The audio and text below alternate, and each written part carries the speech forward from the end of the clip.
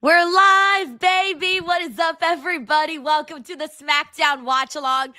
Literally, right as I went live, a bunch of things started falling on my desk. So let me just kind of organize this. I didn't have time to organize my desk at all. Everything's kind of a mess.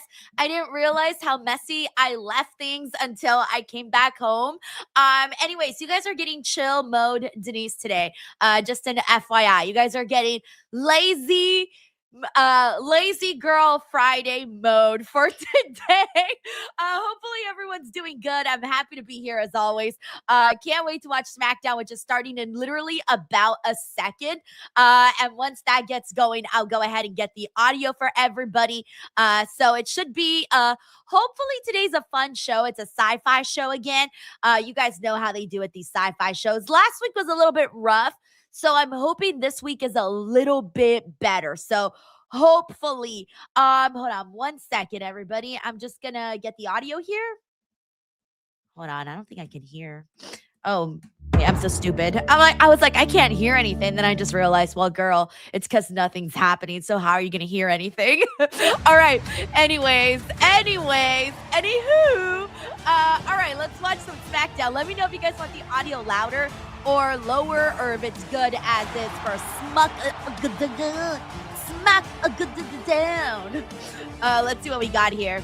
We got Antonio says you're the best because I don't have Sci-Fi Channel. I have the weirdest cable set up.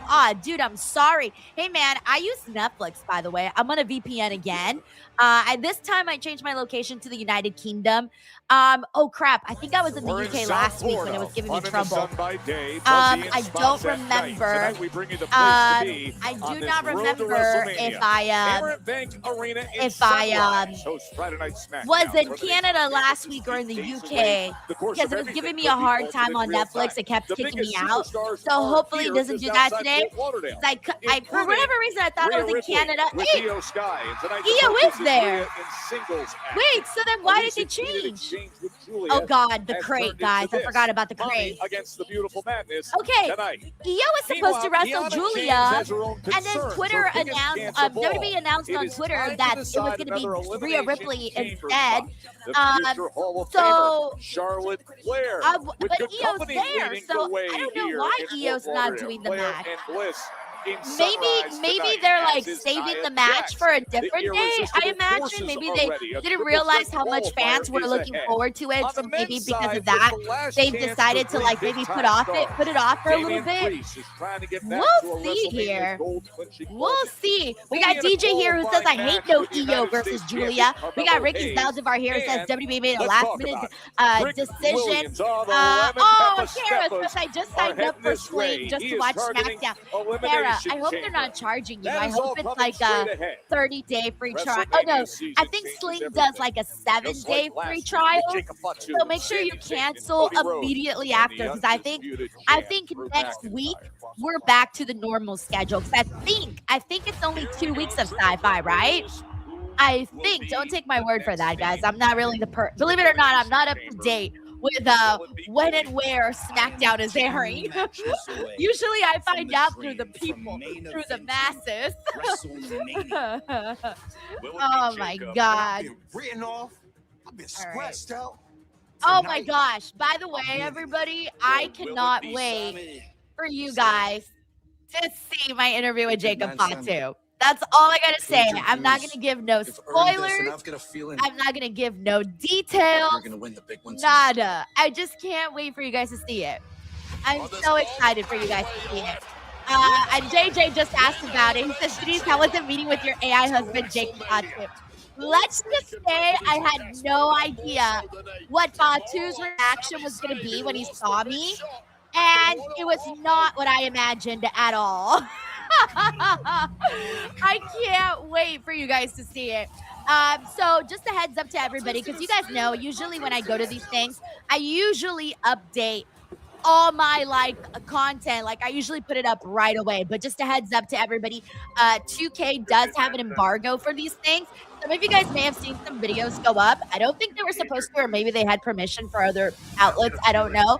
But we were told to not post no interviews until Monday, 8 a.m. Pacific Standard Time. Your girl is a rule follower, so I'm going to wait till Monday, 8 a.m. Pacific Standard Time to post my interviews.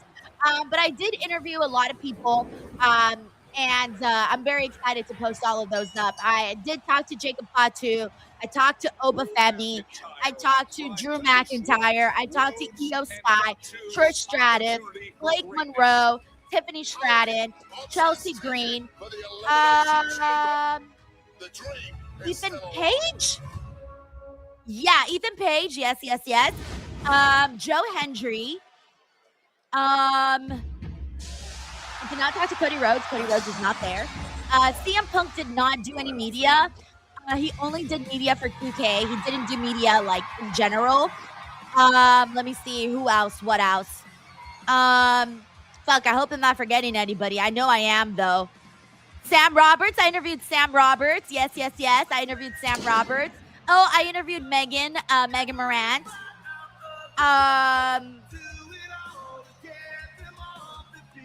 I think I got everybody. That I spoke to. I can't remember who else I might have spoken to right at the top of my head, but it was a good list, man. During the commercials, I'll talk more about that because I really do want to like show my gratitude at some point during the commercial breaks. Please welcome the American Nightmare. Yes, I did. Corporate Gohan says, did you see the rest of your Busted Open, fam? I did for like a minute, dude.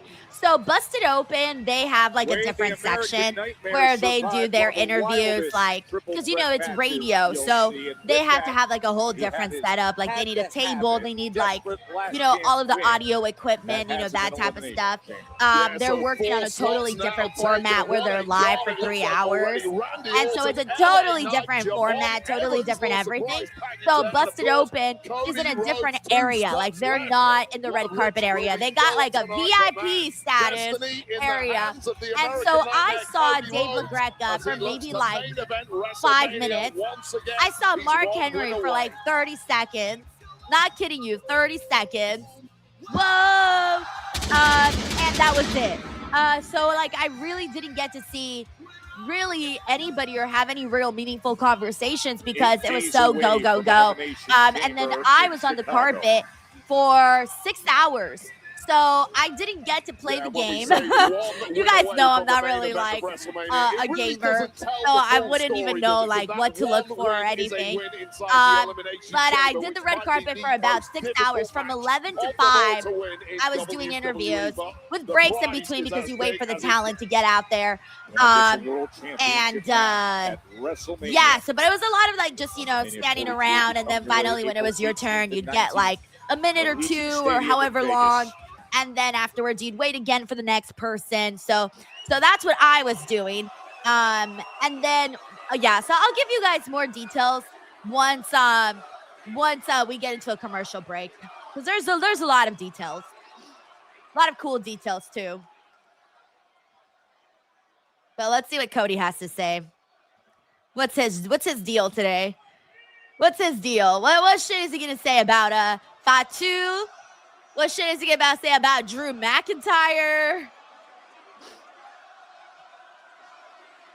Titans 1. No, I have not watched Dynamite yet. I'll probably watch it before next week's Dynamite. I didn't have a chance to, guys. So, Fort Lauderdale!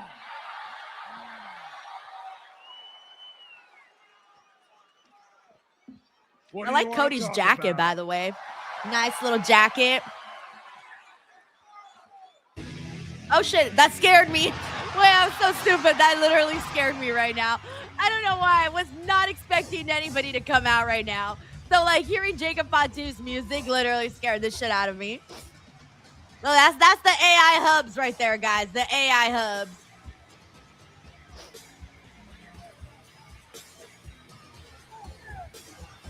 Jacob Fatu, who last week was smashed through this. By the way, we got our first super chat of the day. This is from Matt Rankeel. What's up, Matt? 30 months. He's been a DWO member for 30 months. He says 30 months New York in May. How about it, DD? Hey. I don't know if I'm going to be in New York in May. You're going to be in New York in May, right? I remember you saying something. You were going some someplace. So I presume you're talking about you, right? Okay. Either way, Matt, I hope you're doing good, man. All right, let's see what Fatu has to say. Let's keep it 100. 100. I wish the fans chanted 100 immediately after. Out here speaking, talking about Elimination Chamber if it wasn't for Drew.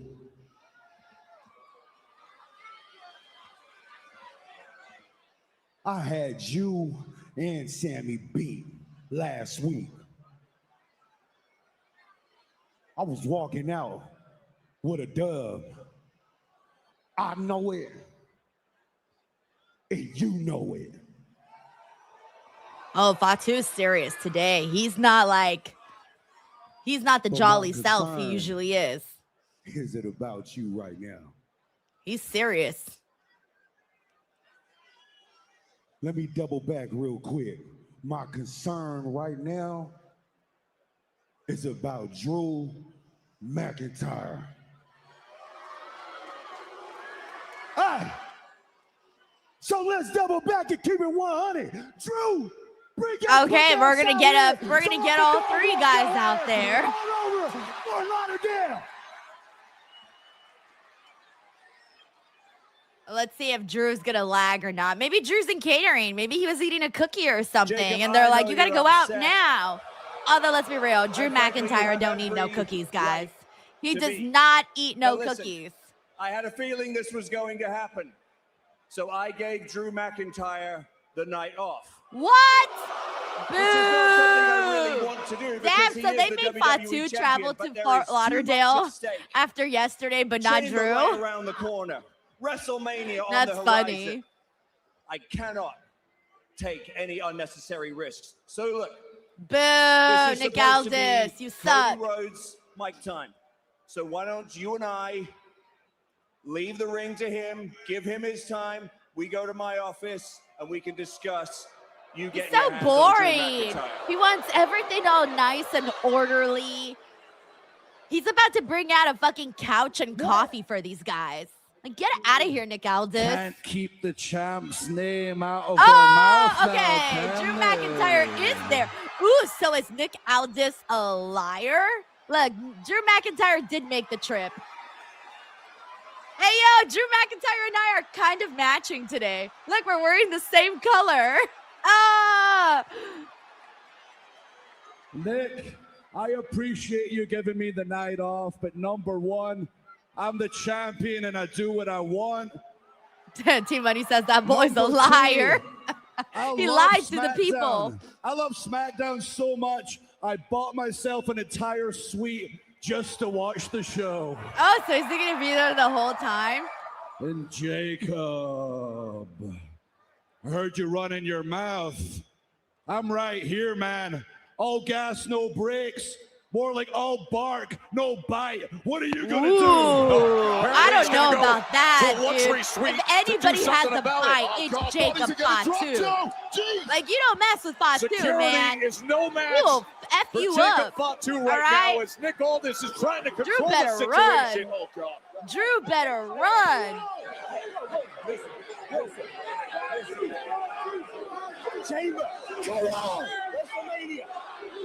Don't listen to him. Don't listen to him, Fatu. This man said you have no fight, that you're all bark. All right.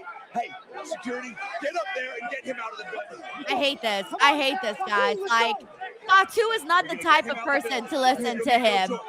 Like, that's not Fatu's character. He needs to go out there and whoop ass and screw what the general manager has to say. And screw these dorky ass freaking security guards. Yeah, mind their own business. We got D. Joser here, says security ain't good at their jobs. No, they're not. I promise you it won't last. 4 or 5 security guards. And the whole damn world's against me because I'm the champ. They are jealous of Drew McIntyre because I'm the champ. Everybody wants to be me because I'm the champ. I like how you kept saying it. I'm the champ. Everyone wants to be me because I'm the world's champ. Not after you because you're the champ. The whole world's after you because you are an asshole. Why'd they have to mute asshole? Oh yeah, that's right. They're on sci-fi. My bad. I'm like, asshole is not even like a bad word at all. Among these three in Germany in early January. That's when Alrighty. the title came into Drew's hands. It has not simmered down at all. Drew, we got Jacob, a and decent Cody little start to SmackDown. entangled. You have the An three guys that explosive we are start most interested to in Friday here. Night SmackDown. But it was fine. Like, they didn't really do anything too crazy. It was sort of like a tame start to the show. Man, if looks could kill. By the way, we got Henry Kieran in We're here. back Hey, in Henry, time. thank you Cody for the Rhodes super chat, man. He clearly says, no love hey, lost Denise, between how are you those doing? two. Loved your videos and pictures from New York. Could Dom end up translating for Stephanie Turn on Lip? Hey, man, never trust Dom. Like, that dude is not loyal at all. He's a dog, bro. He's got the dog in him. The only thing is that I don't think Stephanie would look in Dom's direction at all. So that's the one thing that Liv has going for her right now, is that I don't think Stephanie is interested. But if Dominic somehow bounced over to Stephanie, oh man, I don't know what to even say. Because how do you go from Rhea to Liv to Stephanie? Like, that everybody would be so jealous. Like, this guy got all those three girls. Like, no way. How dare you have all of those girls, Dirty Dom? So I don't think that he'll end up going with Stephanie. But if he does, dude, I'll be so shocked. Like, I will scream. I think if Dominic goes with Stephanie, I would have a bigger reaction than when Dom betrayed Rhea for Liv. Because I feel like that one we kind of a little bit saw coming because of the way that Liv was throwing herself at Dominic. But then, like, you know what would be kind of funny? If we saw Dominic and Stephanie together, that would be kind of crazy. But I don't know if they have to do it a third time, you know? Maybe it's a little bit much at that point. But thank you so much for watching those videos, Henry. And I'll have more videos on Monday, so make sure to keep an eye out. Thank you, Henry. We also got Mr. GRK Chef 13 who says, New York looked fun. Love the videos. Thank you so much, dude. Yeah, it was really fun. It was very quick, too, so it's very in and out. All right, let's see if we get another Carmelo Miz segment. You are the United States champion. You are him. If you shoot, you don't miss. You will win the qualifier match. You will walk into the elimination chamber and you will go straight to WrestleMania. Ilya's so hyped. You're going to go straight to WrestleMania. Hold on, man. I don't need you telling me how to be him. How about you keep that same energy for your opponent tonight? Because I'm going to do what I'm going to do. Because Melo don't miss. Hey, I know that. And everything I said is true. I believe in you. But there's one thing that will not happen, and that is you walking into WrestleMania as the United States champion. Ooh, I wonder why. Why, Ilya? Fight open. First, we're gonna take care. They have like a wrestling love affair going on, Carmelo and Ilya. Like, they've gotten so intense in the ring that it's like boiled over. Watch. Miz is gonna show up. Oh, thank God they didn't have the Miz on with Carmelo today. Anyways, thank you, Mr. GRK Chef. A fast trip, but a really, really good one. Like, I can't complain at all. Thank you, man. We got Sheldon Jackson. Hey, Sheldon. How are you, man? I don't know why I had to look at the date. I was like, what day is it today? I was about to say happy Monday, and then I was like, wait a minute, girl, it's Friday. Happy Friday, Sheldon. Hope you had a good week, man. Let us know what you liked about the week. We also got IG and Sucho here. It says, Denise, hope Creator Fest was fun. Saw all your posts. 10 out of the 10 for a fit you wore. Dude, that dress, by the way, remember when I told you guys that, they're doing Ilya Dragunov versus Tama Tonga today. I swear to God, if they have Tama Tonga defeat Ilya Dragunov, you guys might as well go find some place to watch SmackDown today, or find somebody else to watch SmackDown with today, because I will quit watching SmackDown. Please do not have Tama Tonga defeat Ilya Dragunov if you don't want me to lose my mind, WWE. So please do not do that. Anyway, so IG and Sucho, I was answering your question. Remember, I had told everybody that when Forever 21 closed down, I went and I bought like a bunch of stuff for like really cheap. Oh my God, that dress was one of them. I went in there and I was like, I'm taking this. This was like, everything was like 70-80% off. So I went crazy buying things. And so now I have like a bunch of things that I haven't worn yet. All because I went all out with the Forever 21 sale. So thank you so much, IG and Sucho, for enjoying the post and everything. We got Ryan K. Lau who says, Denise, you're our fave 2K video gamer. It's so funny, guys. So for those of you who didn't see my tweet, just so you guys know what the Creator Fest thing was, is they have basically like a mix. Like, okay, so I had gone the year before. So I've gone now to the 2K events for about 4 years. So for the last 4 years, I've been going. But for the last 4 years, they have drastically changed. Like, they have gotten bigger and bigger every year. So this is my 4th time going to a 2K event. And usually I'm always on the red carpet. I'm usually not the one that's like behind, like playing the video games or anything like that. Like, my job is to go there, talk to the talent, and, you know, get shit out, right? Like, get the word out and things like that. And you know, what I normally do. So I've been doing that now for the 2K stuff for like 4 years, but every year it gets bigger. So last year I thought was big already, but this year, okay, so last year they did it like in some abandoned warehouse. I don't even know. And they had 2 floors. Like, the bottom floor was like where the gamers would go and they would play the game. And then at the top, they had like a small little red carpet, right? And then they would give people like food and stuff. It was really cool. That was last year. This year they went crazy. So this year they I think they had like, I don't even know, guys, like maybe 50s to 65 media people there. And then that's just the media side of it. Then they had the gamers, like your Twitch streamers and things like that are there to play the game, that are there to, I swear I'm not trying to sing Triple H's theme song here, but they're there to play the game. And so they're playing the game. They're getting all of the content that, you know, that they're looking for. And there was probably, I don't even know, like 100 of them. I don't even know how many, but there was a lot of people. They filled up 2 big giant buses. One bus was completely full with media people, and then some gamers as well. And then the second bus was all gamers. They flew people out from literally everywhere. I was meeting people from London that they were gamers, and they were telling me that, you know, that's where they had come from. I met other people from other states, and then obviously me from here.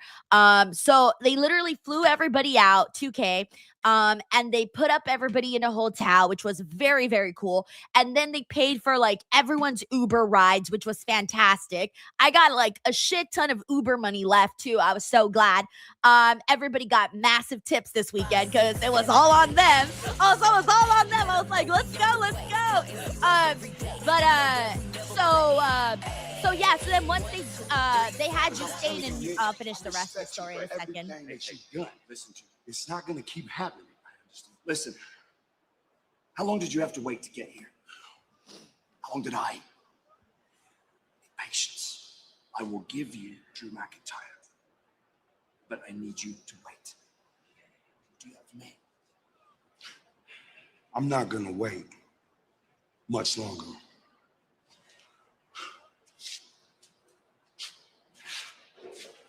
Hear that? So they the show never stops in WWE. They had us stayed in New York, and then they drove us out in the bus to Stamford. It was my first time getting to be at the HQ. Really nice, though. I was kind of bummed out because they were doing tours of WWE HQ, but I didn't do the tour.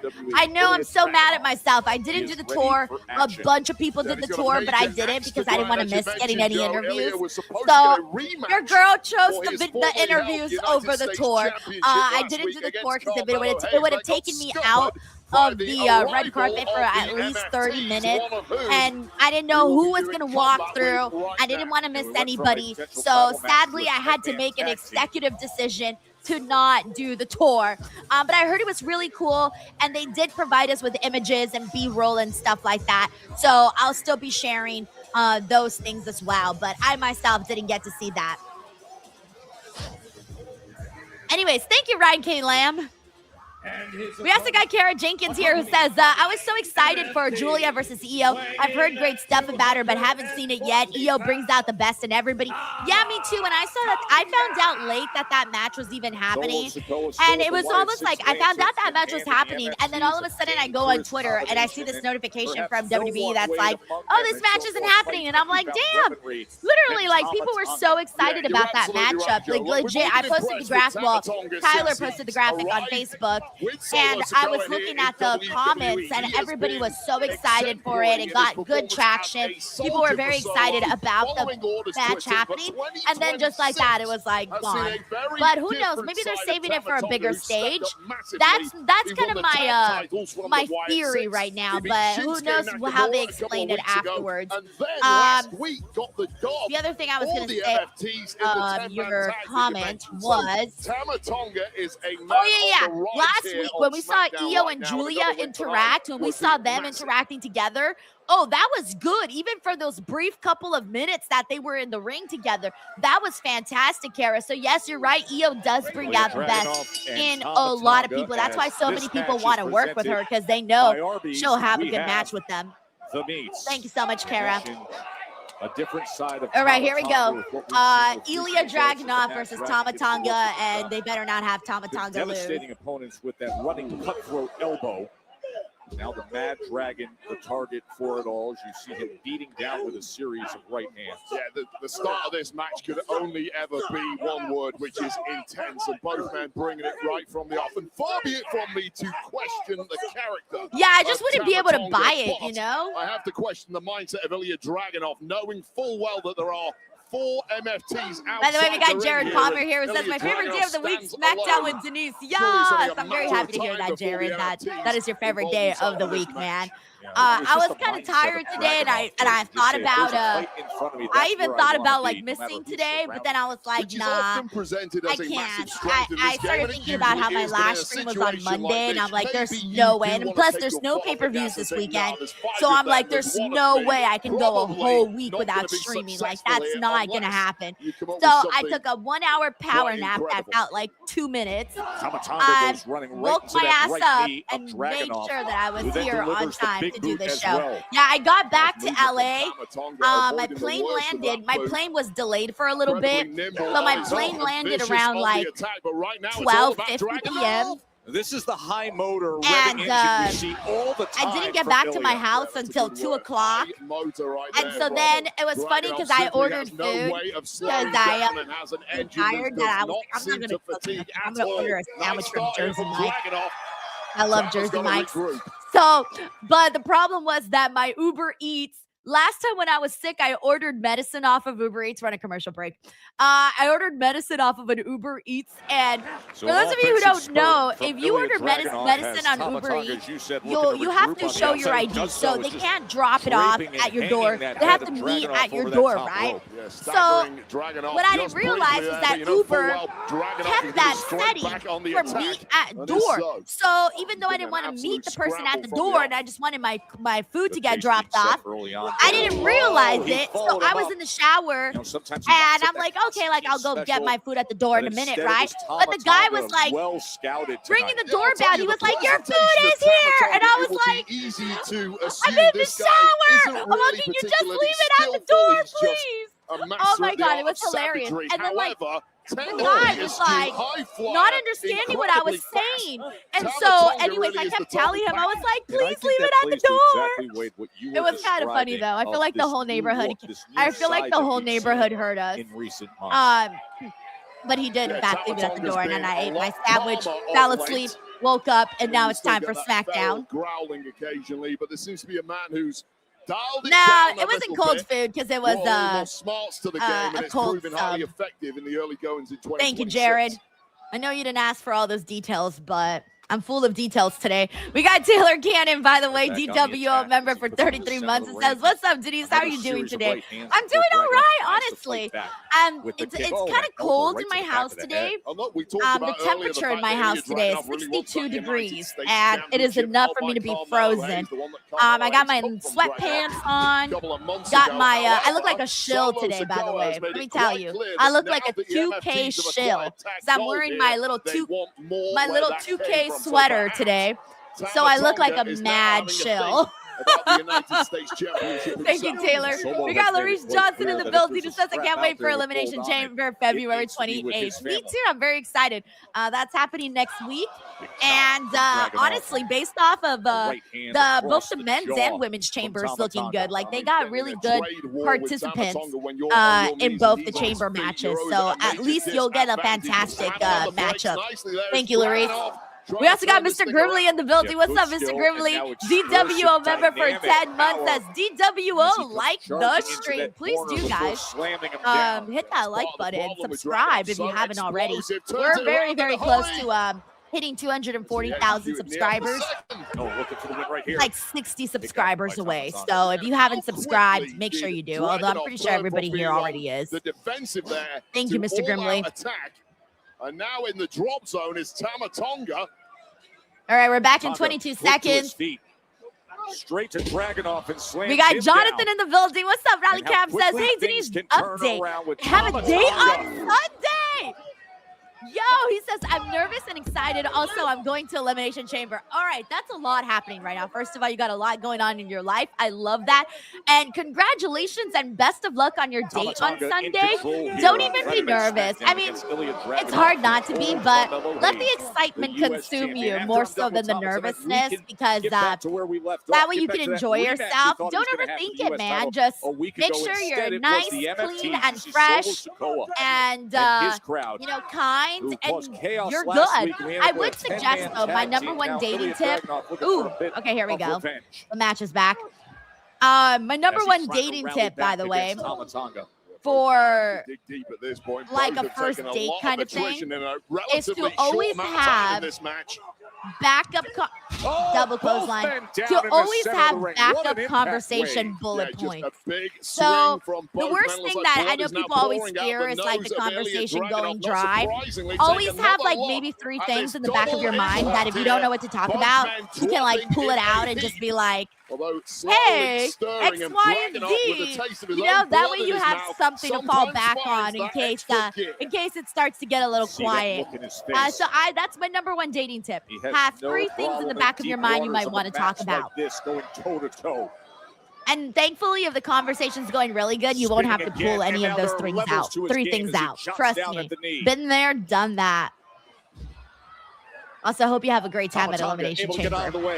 Thank you so much, man. Back on top of him, looking for the German. Tiger Claw. He says, my advice is do not talk about wrestling. I mean, I know. Well, mine was different. Some dates I did talk about it, and some dates I did not talk about it. You got to feel it out. It depends on the person and who you're dating, you know? Oh! Ray says, oh, expert in dating advice by Denise. I'll remember those for sure. Oh, I'm full of love and relationship advice. Full of it, man. The MFTs surrounding this ring. Ron says, conversations can go good, but sometimes it can go off the rails depending on what's being talked about. Keep it safe. Keep the topic safe. Like, by bonus topics, I mean like, you know, dream vacation or something, or your favorite sport. So much momentum. What a connection. That could be it now. Shoulders are down. And that was an awkward-looking attempt there from Ilya Dragunov. Clearly his own body not cooperating with his mind. I swear, man. Ilya Dragunov can have a good match with everybody. I've found myself being like, ooh, in some of these moments with this matchup. Tama back to his feet. Which I've never said before for a Tama Tonga match. Right on his head goes Dragunov. Tonga looking to put it No, away right Undertaker here. says Gets that right Denise's shoulder advice up, is does the Mad Dragon. conversation is trash, It's a dine and dash. nasty-looking modified Yo, flatliner right first to of the all, top that of the head rhymes. of Juan, Dragunov, you and should Dragunov like now trademark has no that. clue where he's I don't at. know if you came up with that on your I don't own, care but how if you intent did, you are, put it on once a the shirt. mind gets wiped Or on a like that, bumper there's very sticker. little you can do to resist. Thank you, Juan. Now you're seeing everything in the arsenal of Tama Tonga as Dragunov is looking for a way out. Dragunov looking for anything. At this point, nice. But look at how much has been taken out of him. Melissa says, I have no one to talk about wrestling just here. Girl, same. I was like that for such a long time, so don't even worry. I didn't start having people to talk about wrestling with until I started working in wrestling. Before that, I had like one person. And even then, it took a while to find that one person. Series of headbutts as he sends Tama Tonga down. Up to the top rope. In the target zone is Tama Tonga. Dragunov, oh, that high senton flying off the top rope. And that is completely. Hey, Sheldon says I'm watching House of Glory tonight, mainly for MJF defending the world title against Zilla. Hey, let us know how it goes, Sheldon. I didn't realize that was happening today, by the way. I think I lost track of my days. Big right hand. Ooh, nice. And he comes right back with the kick. Little matrix shot right to the temple of Tama Hey, what's up, Tonga. T-Real? Just when Tama Tonga looked like he was going to steal Juan says this I thing. came up with it. I never And mentioned now rhyme. I just improvised. Juan, put it on a bumper sticker. You can thank me later. I'll take 10%. Running elbow.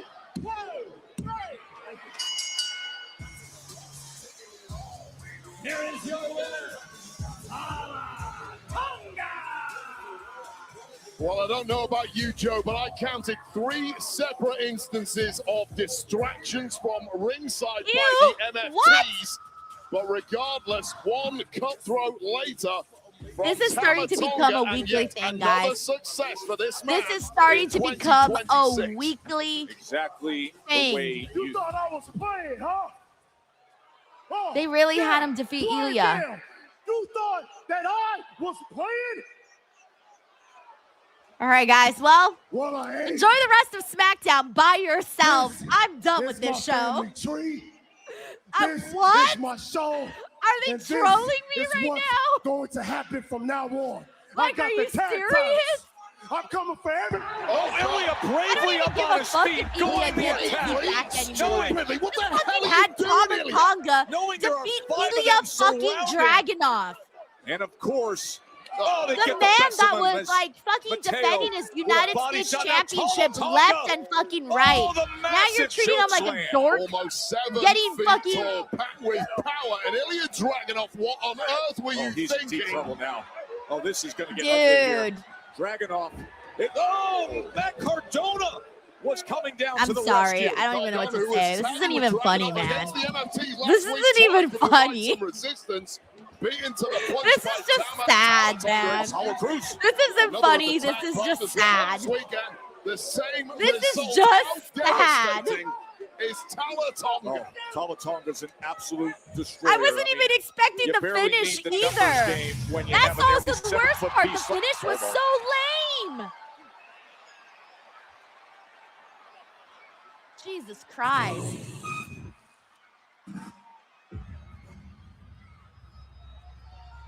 Solo, it's clear you use your family as a crutch. So you're left still standing. If you're the shining light, then it's time you show everyone that you can stand on your own. The next time I come down to that ring, Are they going to end the MFTs? Because if they do, that could be a good sign. I will expose all the insecurities that you have hidden from the Firefly. What The insecurities? question is, will you show up? So, okay, they're basically saying that they're going to separate him from the MFTs, expose his insecurities. Okay. They have it out for Solo Sikoa. He's a target. Well, if it isn't Mister, I do what I want. But what do you want to do now, Drew? Nick, relax. Come on, man. I was just having some fun out there. The people were having fun. I think I saw you crack a smile too. Yeah, well, I'm not having fun because I got Chamber round the corner, WrestleMania after that, and Chaos every week, all centered around you. I gave you the night off. And what do? You buy a luxury box. Okay, points for originality, but you cross the line. So look, I'll tell you this for free. Keep testing me. And I'll show you what I can really do. Nope. You don't need this right now. You need to relax. I'm going to do you a favor, and I'm going to leave right now. Just got to relax, man. I like how he's telling him, you need to calm down. Like, this is all you. Apparently, Drew McIntyre is done. Damn, guys, I'm so evening. disappointed. Well, ironically, joining me as a man who hopes to challenge Drew at WrestleMania, he is the Viper, Randy Orton. Randy, as you know, to earn that opportunity at WrestleMania, you have to win the Elimination Chamber match next Saturday. A lot of bright colors on the screen right now with Byron in his purple ass suit and then Randy with his blue ass sweater. Well, Byron, everybody in the Elimination Chamber is most certainly on edge. I mean, you just saw what literally just happened. Drew McIntyre, our champ, just got ejected from the arena. But when it comes to, I mean, he was kind of cool with leaving. Cody Rhodes. Oh, Randy. Oh, damn. Selena's so tiny. Oh, my God. You and Cody Rhodes, I mean, you know that there's only one road left for you to take. There was a time, Randy, when someone like myself, or for that matter, the entire You hadn't really locker seen room Alistair in a second would not be either. able to get this close to you. No, because they'd wake up with the worst headache they've ever experienced. Damn, what's he trying to say? It was this one thing that they feared much more than the RKO. And I wonder, Randy, where is that man? Why is he trying to get back that Randy? We should poke around. Randy's grown now. He's a grown-ass man, See what Alistair. you're doing, Black. But the only version of me that I need to kick your ass is the one you're talking to right now. So I'll tell you what I'm going to do. I'll talk to Aldis. Ditch the suit, put on the gear. I'll see you in the ring. Nice. That's actually good. That's good. But yeah, Randy's in his grown-ass man you might era. think it's buried. He doesn't care for Consider me silly the shit shovel that will anymore. Dig it back up. Let's go. Soon enough. See, I like that Randy acts his here. age now. Jade Like Cargill. on the show, We will he hear from acts the his WWE age. Women's I like Champion. that. The Storm Also, Jade is looks coming fantastic. to Holy Fort shit. Lauderdale next. All right, give me 1 second. Alistair.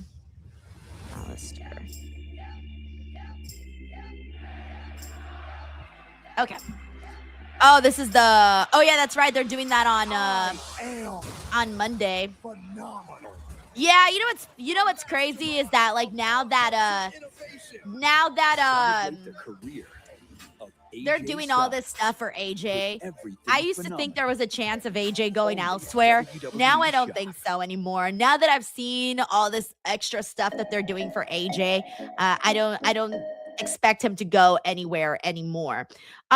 Anyways, where was I at here? Let me see. We got oh hey, I want to thank Spike Hunter, by the way, for gifting a DWO membership. Spike keeping his streak alive. Yeah, thank you, Spike. I hope you have an awesome weekend.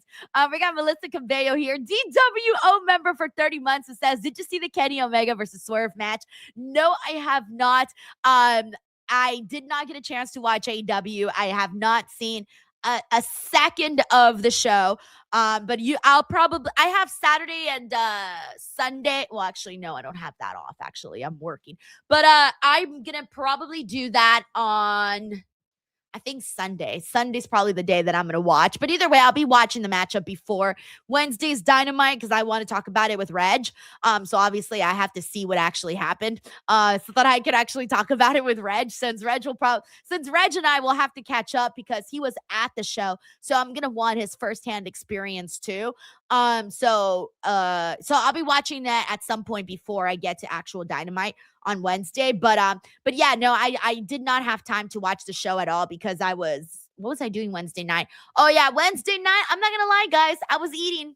I was eating, and plus I was like, I'm in New York.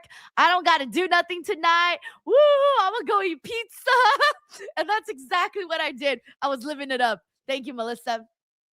We also got Dawn here. Hey, Dawn says, hey, Denise, good thing you got out of the New York area before the storm heads our way. There's another storm incoming.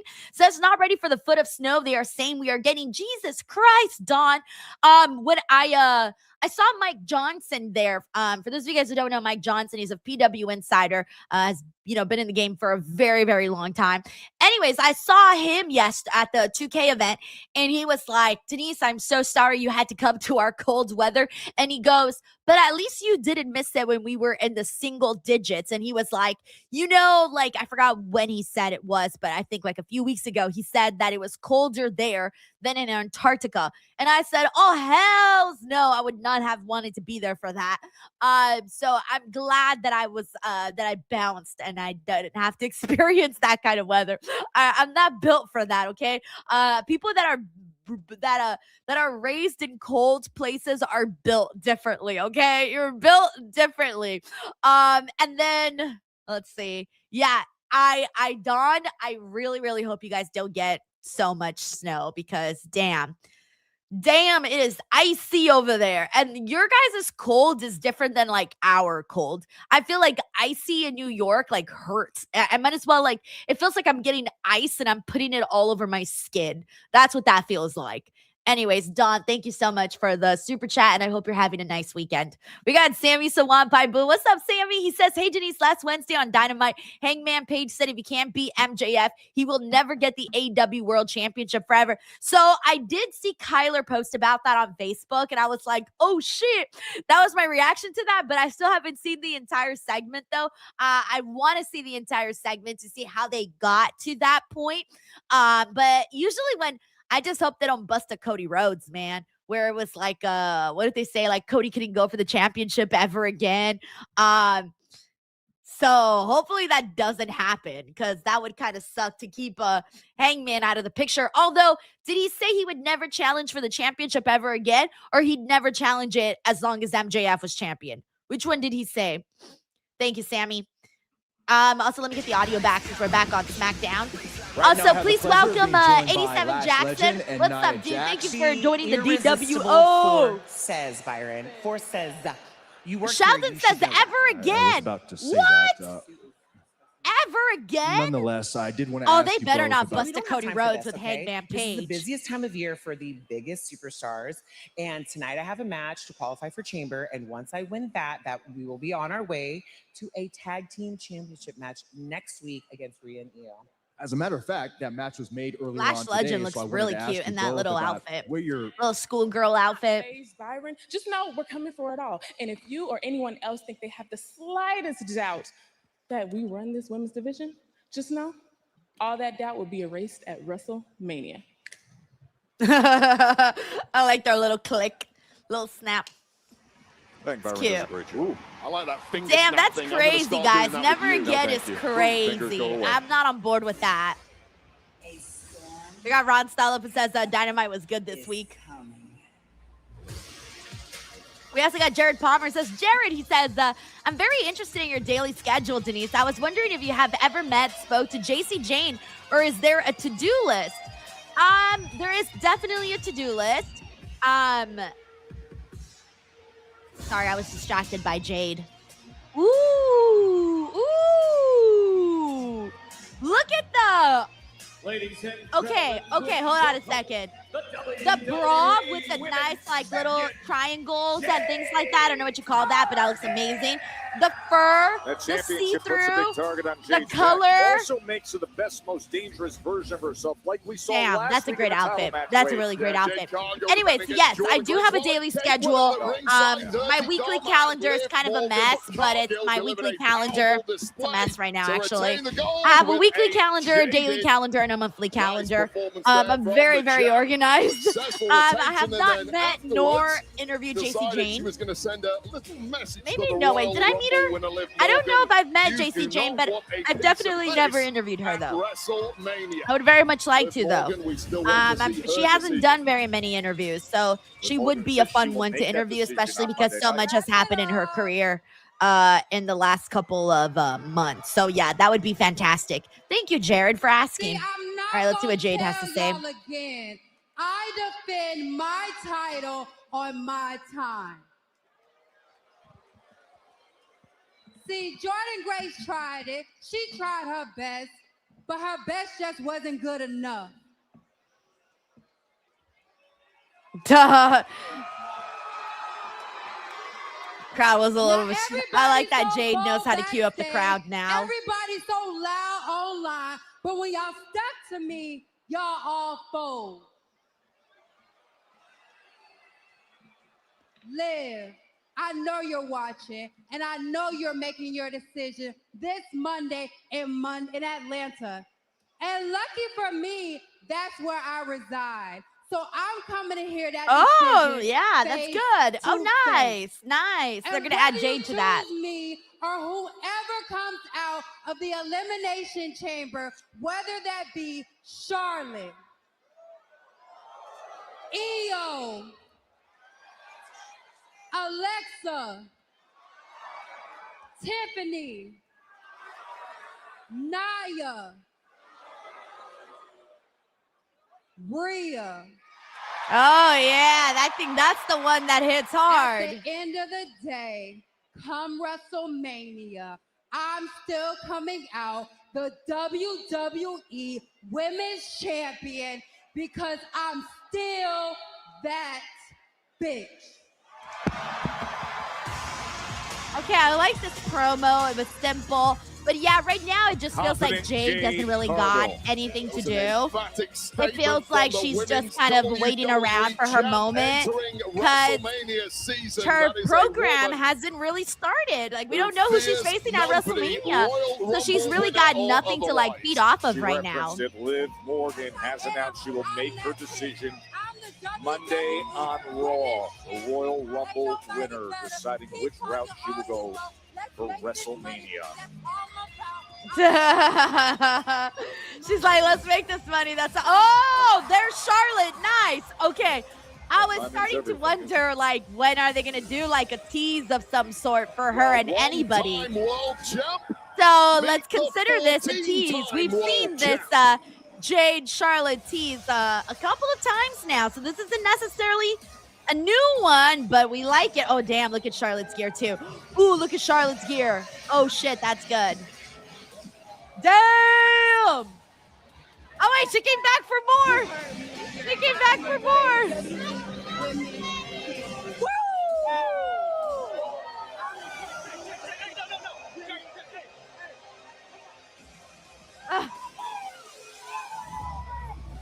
That was good. Okay, I like that. That was good.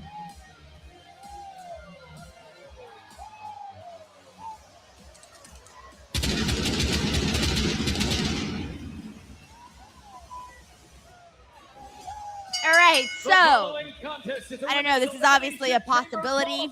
We'll see what happens. We got a Henry Kieran in regards to Tama Tonga defeating Ilya. Says WWE doing WWE things. So stupid. We got Cyclops that says, you really expected Ilya to beat five guys? Come on. It's not that. It's the fact that they chose Ilya to take a beating and a beating and a victory by Tama Tonga. Like, they're sacrificing some of their best talents for an act that is not even getting over. That's where I'm not even talking kayfabe here, bro. Like, I'm talking legit. Like, what decisions are you making? That's how I'm feeling about this. I thought it was an ass decision, and have been thinking it's an ass decision to have Tama Tonga beat some of the best talent that they have on SmackDown. And for what? No one cares. Anyways, that's my feelings towards that. Thank you, Cyclops. We got Jonathan here. Says, what'd you think of New York City pizza? This wasn't my first time in New York, guys. Your girl has gone like 50,000 times. I've been going to New York since I was 13 years old. So it was probably like my, I don't even know, 10th time in New York at this point. So it's definitely nothing new. But damn, I still eat though. I will tell you that much. I did go to, it was my second time at this place called Angelo's. And I really, really liked it. That's my second time in Angelo's. And And then I don't really remember the other names of the places I went to because I don't remember like the names. But I've tried like nice, good, different variations, and I think that they're all really good. My favorite though, my favorite. Ooh, there's sometimes I like those single slice places, like the ones where it's just like the one slice where you just go and you pick it up, like you don't even have to like sit down at a restaurant. But then there was this other place, and I don't remember what it was called, but they did like there was two places actually. There was one that Alex took me to, and it was one of those ones that are like squared shape, and then they have like the cupped like the bowl like pepperonis, and they're like burnt on the edges. Oh, that was so good. Oh my god, that one was so good. And then the other one that I went to that I really liked, my brother chose. I don't remember what the place was called, but it was supposed to be super famous. And when you walk in, they have pictures of celebrities everywhere that have gone to that restaurant to go eat pizza. And they even had a picture of Samoa Joe. Even Samoa Joe has been there and had a picture of himself on the wall eating at that pizza place. So that was the other one, but I don't remember what it's called. Some of you guys that are like New York experts, maybe you guys might know what place I'm talking about. But that one was really good too. So let me think if there was anything else. Yeah, I think that's all I've got right now. But thank you so much for asking. Thank you. We got Jared Palmer here who says, Denise, we was so close to the split on NXT. Fuck my life. I haven't seen squat out of NXT this week, guys. What happened on NXT this week? Did anything major happen? I don't think I saw like anybody like really talking about like anything from the show. So I don't really know like if I missed anything major or not. Let me know what I got to go back and watch. But if I don't got to go back and watch anything, then pass. But then if I do, let me know. So I'm not sure. I didn't really hear anything. Nobody was usually when I miss shows and something really great happens, I'll hear about it. But if nothing great happens, I won't hear nothing. It'll be like crickets. So let's see what happens. All right, let me get the audio back. Tonight, SmackDown here Thank in you, Jared. Fort Lauderdale. And how about what's coming to Tampa? Backlash is coming to Benchmark International Arena in Tampa, Florida. Falcorian says Zaruka broke up and made up immediately. No. Clown says they hugged it out. No. Yo, they're jerking us around, man. Alistair Black, I can't believe it. Playing with fire, and now this is official, Wade. Yeah, careful. Nice, I'm glad they're doing that tonight. Alistair Black, you are now going one-on-one with the Viper Randy Orton tonight, right here on SmackDown. That is coming up later tonight. Of course, men's elimination chamber qualifier, and right now the oh my god, I love Charlotte's gear. Match with Charlotte. Ron Stolop says the crate didn't even get shipped to NXT. Accidentally eliminated Alexa Bliss from the Royal Rumble. Wow, I did not recognize this theme song. I was like, who is this? I think I said that last time too when Kiana came out. And her opponent, making her way to the ring from Sioux City, Iowa, Kiana James. Wade, it has been tough to dismiss what we've seen out of Kiana James. I think Charlotte, and I'm curious about Charlotte and Kiana's chemistry because I think they actually are friends. I saw them doing a video where they were like training together. So it seems like they might jive good. Let's see what we get out of it. One of which will be decided right now. And you have to say, looking at the field, Kiana James is a ranked outsider tonight, bearing in mind she's in there with two former multiple-time world champions. All righty. I just realized now it's a tag match. I thought they were doing a one-on-one for a second. Alrighty, let's see what we got here. We also got, hey, Tiffany's in the building. Hey, Tiffany says, hey, Denise, happy Friday.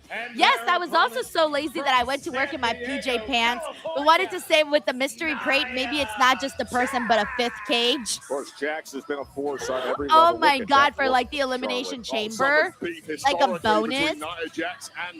So instead of 6 people, it would be 7. Nia Jax I don't know. I didn't think about that. Honestly, I didn't consider that as an option. Against the champs Rhea and Io alongside Lash Legend. I don't know. You know, usually with these types of things, I don't really have high hopes. I hate to say it, but if you're introducing something in a crate, it's probably going to be awful. But given the size, given the dimensions of it, that could easily be like a pod or a cage or something. That honestly, that's probably been the best theory I've heard, Tiffany. Triple threat match. Because it would be silly if they were like, oh yeah, a person's been in this crate for like 2 weeks and without breathing and food and toilet. So it would be weird if it was like a person in there. So it's got to be an object of some sort. I actually like that idea, but it would be interesting to see like how that's facilitated. Oh no, Eric Diaz says in the crate we have a Triple H statue. It's the wax figure, the one from the Hall of Fame.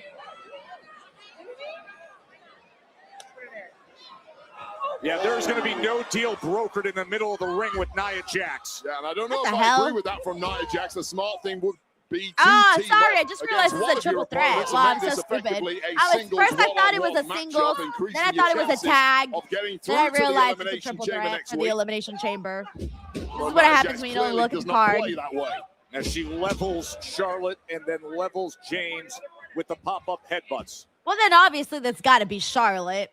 And now Nia Jax with each of her rivals lined especially up for now the that hip we attack. just got that big ass tease with her and Jade. And this is turning into a cakewalk for Nia Jax. It's just been too easy.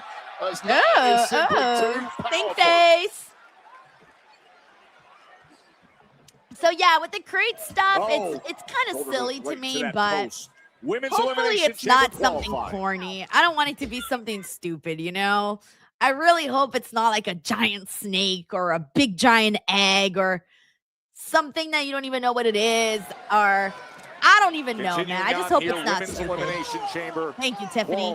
You got Dizza Scraps here. Also, I'm really glad that you working your PJs and chill and all of that. We got Dizza Scraps here on a commercial break who says, chopped cheese overrated or not? What? Here is the issue with taking Kiana James lightly, now taking full control of the matchup. Cheese slices where you just eat the cheese with like a cracker or hummus? Look, I'm going to be honest with you. I love cheese. I don't care in what form you give it to me, whether it's like melted, shredded, or sliced. I will eat the cheese like a mouse. Say yes to the cheese. So I guess not overrated. I agree with you completely Thank you, on that one, Dizza. Joe. She has been absolutely fantastic. Now if it's a bunch of cheese in that crate, here's the issue. ooh, that could be kind of fun. WrestleMania season. This is where the very best, i.e. Charlotte Yes, I got Flair, well-rounded Leo. What's up, Leo? How are you, man? He says, I think both AEW and WWE is just okay, which is terrible because there's no urgency for me to watch or be upset if I miss a show. Yeah, dude, it kind of feels like that. I don't blame you. We've been kind of having this discussion for a bit where with WWE, people are like, oh, it doesn't really feel like WrestleMania season. That's been the talk with WWE. With AEW, it's actually been like, there's been different talk. I feel like the talk that I'm hearing as of late is that AEW's been doing really good, like for Dynamites and stuff. People are digging it, but I still haven't seen like a massive shift in like numbers. That's where I'm like, oh, like people are saying a lot of good things as of late about Dynamite, but I don't feel like it's changed. I still don't feel like it feels like the way that it used to when we had like CM Punk debut and Adam Cole and Bryan Danielson, you know, that type of time period. I just think right now maybe people are a little bit out of it. But she packs a lot of power in that frame, also there's so like you don't gotta watch everything live. You can watch things afterwards. You can watch things through different formats. So I think that also kind of maybe that's why that sense of urgency isn't there, because you can also watch at your own leisure pretty much any place else, whether it's on streams or YouTube or Twitter or whatever you choose to watch. I mean, I know a lot of people that tell me they just watch from reaction videos, and I'm like, oh shit, really? And they're like, yeah, and I'm like, oh damn, I didn't know that. It's very interesting to me. And Charlotte lined But up. yeah, I don't blame you. I think a lot of Nia people do Jax. feel that way, Leo. For the double suplex. Not everybody, but a good amount of people. Oh, and how nice. about that? They double teamed on Charlotte Nia. and Kiana able to get the best of Nia. We got Jared Palmer who still said, open sorry, here. upset, piss off. Already to soul, then sorry. Oh, no. So much on the line here Jesus. in I don't Fort understand Lauderdale. why Big they're crowd taking for Friday Night SmackDown forever. Women's Elimination I'm Chamber starting to think it's a qualifying running match to joke. see who will They're be like, the oh, fifth people think it's been superstar to make forever. it to Well, let's Chicago. stretch it out even 8 more. days I'm away. starting to think this is a WrestleMania rib on the season. Charlotte fans. Flair going up top Honestly. against Kiana James and Nia Jax in this triple threat. Charlotte, high cross body. It's that time of year, Joe, where the very best come out to play. And of course, the 14-time world champion, the future Hall of Famer. You know what she has her sights Charlotte's set on. cleaning house now. WrestleMania is just 8 weeks Thank you, away. Jared. 8 days away is Elimination Chamber. And Flair is making this just look too easy right now. Oh, the walkover clothesline, vintage Charlotte Flair. Precision, pinpoint timing once again from statistically the greatest. Jose in Lopez history, says, how big of a certainly the fan best are you of resume Ilya in Dream? history. Out of 10? To add to that, Like, if by I were to winning the rate my Elimination fandom on a Chamber 1 to 10, and I'd going on to say WrestleMania. 10. Getting there first, though, A is the 10. mission. A longtime rival in Nia Jax receiving those Flair Charlotte's chops. going on a chop fest. Barely budging Nia Jax. That's the power this woman holds. Charlotte in complete Yeah, I rhythm think a as lot she more people delivers the have big become a boot bigger and then fan of takes Kiana one and from Paul Kiana Bennett. James. That's the I problem feel with fighting like two opponents at one time. a lot has Eventually, changed you're for her gonna in the get last caught. And month. Charlotte did indeed get caught, and this looks bleak now for Oh! The boot that causes the Samoan drop. And both Nia and James are down, and a huge opportunity for Flair. Oh, both ladies in the drop zone. We've seen CJ this Lilly before, says, Joe. where's Kill Alexa two Page? The birds treatment she with gets from one all stone. you IWC and WWE. Mr. CJ Lilly, I don't know what you're talking about. There's no Alexa hate here. I'm a big Alexa Bliss fan. Are you saying like in general? I personally haven't seen any Alexa Bliss hate. I'm not sure where you're seeing this, but I don't think we're in the same IWC circles. You should probably stay out of that. Honestly, if you're in a group where you're seeing people be like super nasty, you should just like stay out of it, you know? Like, who cares? Like, you're a fan. That's not going to change whether or not you're a fan of Alexa. Clearly driving Nia Jax now. And you can see both the competitors looking up at that WrestleMania sign. And it's Nia. Oh, and Charlotte gets the best of her. Oh shit! I was like, oh wait, Did she damn, take a Nia. hit there? That was Came kind of down brutal. low. Oh shit, Look at Kiana the lifting power up of Kiana James. Nia. Kiana God, James, I think I biggest keep forgetting that opportunity of her Kiana has career. like strength, you know? Kiana James, so strong. That got a really good reaction too from the crowd.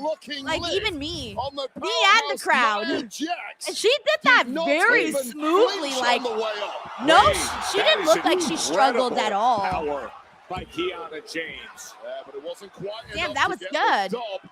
Now we're going to finish the job, and what a shocking. We got Larice Johnson who says, I've been a fan of Alexa Bliss since her NXT days. Maxwell says, we loved Alexa Bliss. Amen. Anthony here says, Kiana, surprise powerhouse. Right? Exactly. Of her career We got by Bobster far. here who So says, she's Kiana should have this won there. qualifies I don't for think she's Elimination winning. That's going to be Chamber. Charlotte's And win. now, in against Flair, a future Hall of Famer. Jax, a former champion. Here is Kiana James.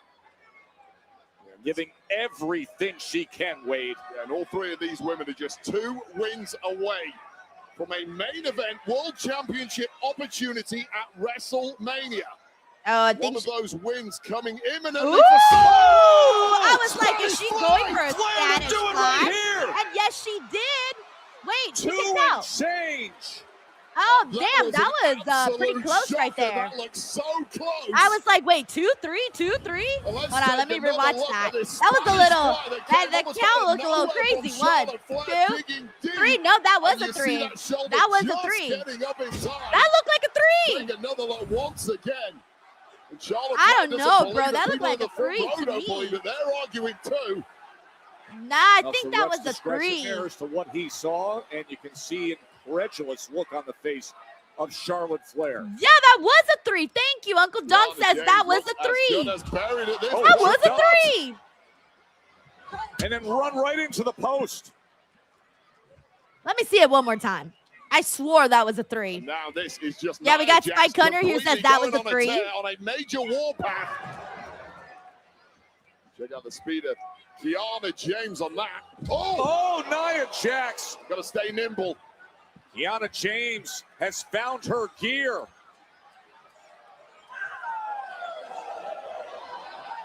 Trying to give her a taste of her own medicine. Exactly. Not quite the time to be gloating or mocking opponents this deep into the match, because this is what happens. Flair's going to show her how it's done, Wade.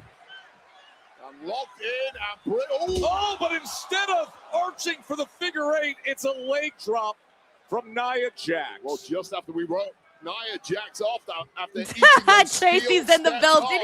She says if you like the MFTs or Dire Straits or Yuta, this might not be the group for you on a lonely road. I should know. Tracy's like, I walk a lonely road. The only one that I have ever known. Oh, and thank you, Tracy. Hope you're doing well. And saves it. Well, damn, I haven't busted out that song in a while. Fully aware of the dangers of that particular annihilator. Keeping the match. Anyways, this is getting this is awesome chant. Aside from that little hiccup with the ref and the count, this has been a fine matchup. Kiana James getting Nia Jax but yes, wardrobe. Someone just said wardrobe malfunction. They went to black and then came back. I don't know if it was or if it wasn't. I don't know whose wardrobe. I don't see nothing. Kiana James hanging in with these two. And now the old rivalry.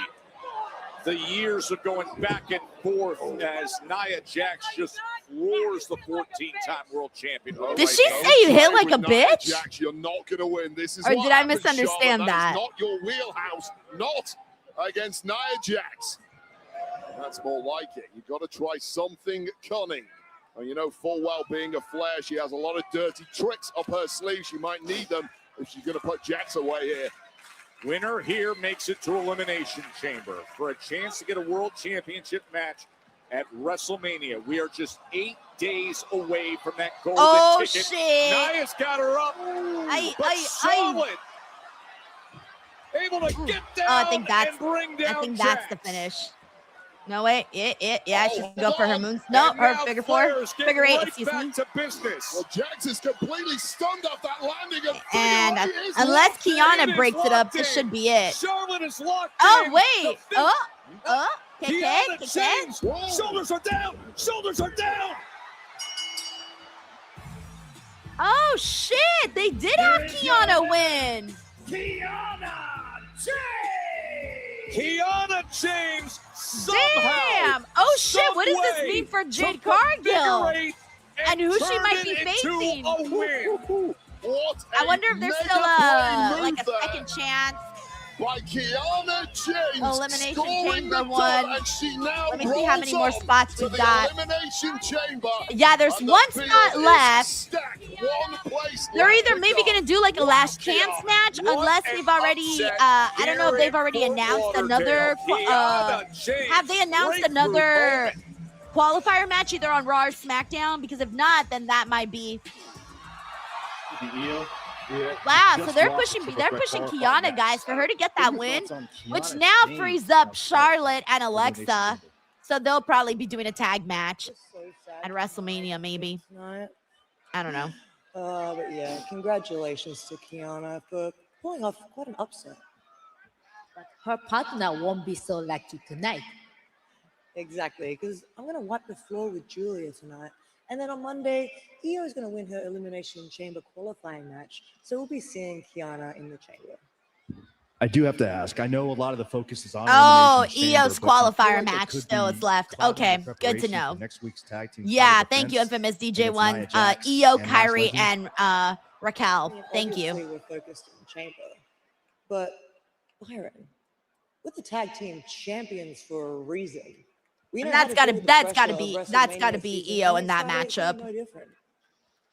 Nia and Nash don't stand a chance. And as for Elimination Chamber, May the best of women win. All right, Cheeky, come on. Let's go. Thank you, ladies. Lazy Greenhouse, they didn't say why she's replacing her. They didn't give a reason. The Conqueror, Obafemi. The one and only Obafemi explosive versus Kit powerhouse. Wilson is next. He's coming up against Kit Wilson. Poor next. Kit Wilson, he's about to die. If he does, he dies. If he dies, he dies. Next Saturday, Oh, for it's the the first Elimination time Chamber. ever, Elimination Chamber descends on Chicago. Oh, I didn't know it's the first time ever in Chicago CM for Punk defends the World Heavyweight EC. Championship against Finn Balor. It's the Saint versus the Prince for the title. Every road, every risk, every rivalry runs through the United Center. Elimination Chamber next Saturday. All right, and I'll be here streaming that day. We got Sheldon Jackson, by the way, who says NXT recap. All right, here we go. He says Vanity Project are the #1 contenders for the tag titles. All right, they're doing good. He says Jada's injured with a neck injury. I did see that, actually. I did see that, and I was like, what?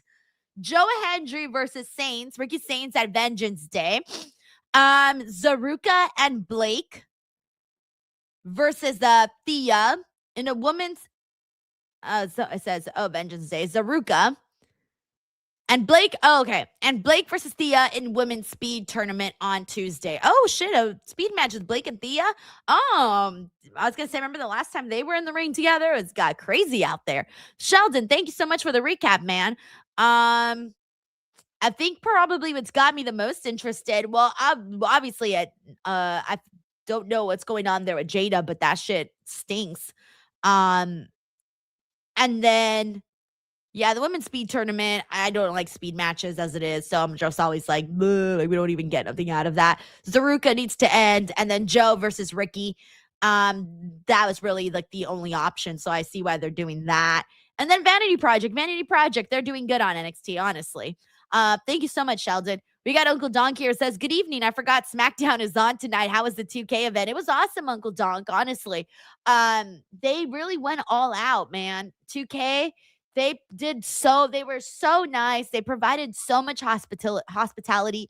They treated everybody very good, fed everybody multiple times a day at the Creator Fest. Everything was very well organized. It was cool. Like, I don't know what else to say. It was probably one of the coolest events that I've ever, well, definitely the best one that 2K has ever put on. WWE, like their team, like they weren't, involved in that. Well, I don't know how involved or not involved they were in that process, but like this was a 2K thing. So it was very, very different from like the events that you see like WWE put on. But no, like this was sick, man. Like they went all out, treated everybody just so good.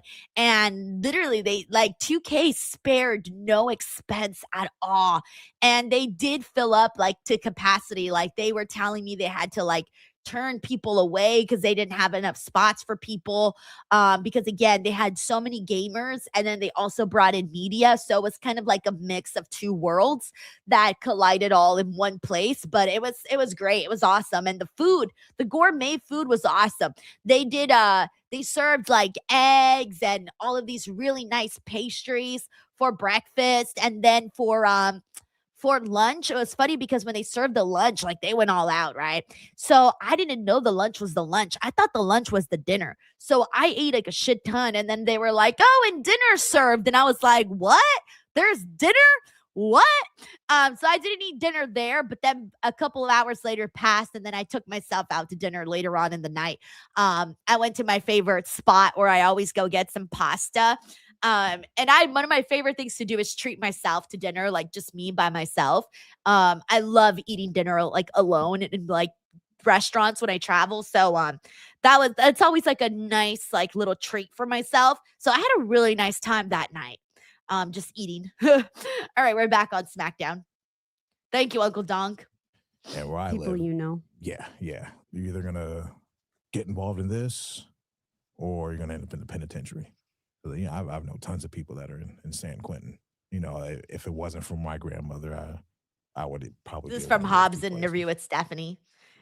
You know, that's Stephanie out Mann already. has a way to have these incredible conversations, and on What's Your Story this week, she has just that with Royce Keys. It is a conversation where you will get to know him.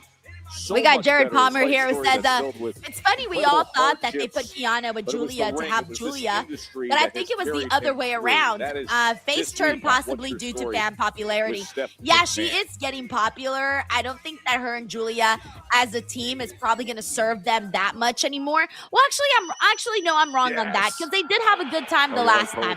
The last match that they had together was actually really good. So I might be wrong on that. They might actually work out, but it's not going to last for a long time, though. Both women need to kind of go their separate routes.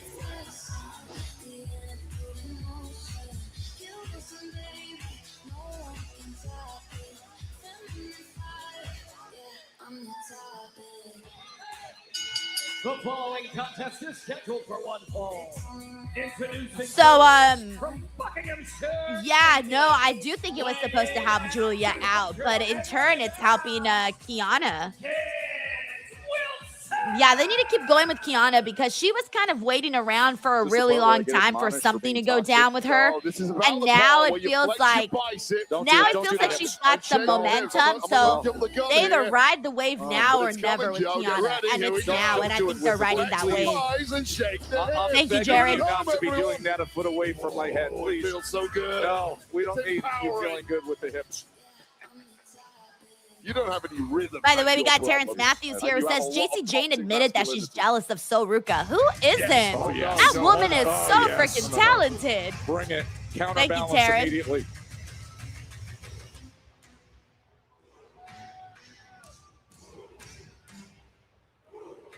We got Uncle Donk here who says, under Vince, refs were instructed to acknowledge the 3 count, even if it's the wrong winner. Triple H got a different philosophy. I know that people got different ideas of how that should work. I prefer the treat everything like a shoot perspective, but I know a lot of people don't like that because then it changes the storytelling and it changes the plans of whatever it is they had in store. Like they, having the wrong person win changes the long-term storytelling. I get all that, but it really takes me out of it though whenever I see a 3 count and we have to act like we didn't see it.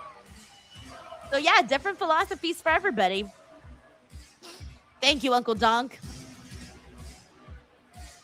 We got Night Wolf here who says, damn, really thought Charlotte was facing Jade at WrestleMania. Yeah, me too. I know. I thought it was a huge possibility. Now I'm thinking they might go the direction of maybe Tiffany Stratton, maybe Rhea Ripley. Those feel like the top 2 options. Brilliant display of Thank you, power. Nightwolf. We thought it was the end of all this, and then we got a couple poems later from the Reigns and Kit Wilson, and I guess We got Stephen Marchuli. Hey, Stephen, what's up? He says, Kiana getting the win, well deserved. Who's your pick to win the Elimination Chamber for the women? Right now, it's kind of a tie between Rhea Ripley and Tiffany Stratton. I have a feeling that, like, Tiffany could win it because they might do Rhea Ripley and Io in another matchup, maybe a tag team matchup. So I feel like, I think it might be Tiffany Stratton. Since the last time we Thank met, you, Stephen. You've done a lot of work and you've grown. So from feminist to feminist. Oh my God. Poem. Oh my God. Feminist to feminist. I like how we just assume, I guess, Oba is a feminist. I call this one an ode to Obafemi. Oh, so he's going to do this every week now, his little poems. Forgive my doubt. I now see the greatness that people talk about. You're impressive, incredible, born to reign. With all these people chanting your name. This poem is kind of lame. Hey. And Oba, I thought you were a brute. I now know that's not fair because now, when I look in your eyes, Oba, I see a little teddy bear.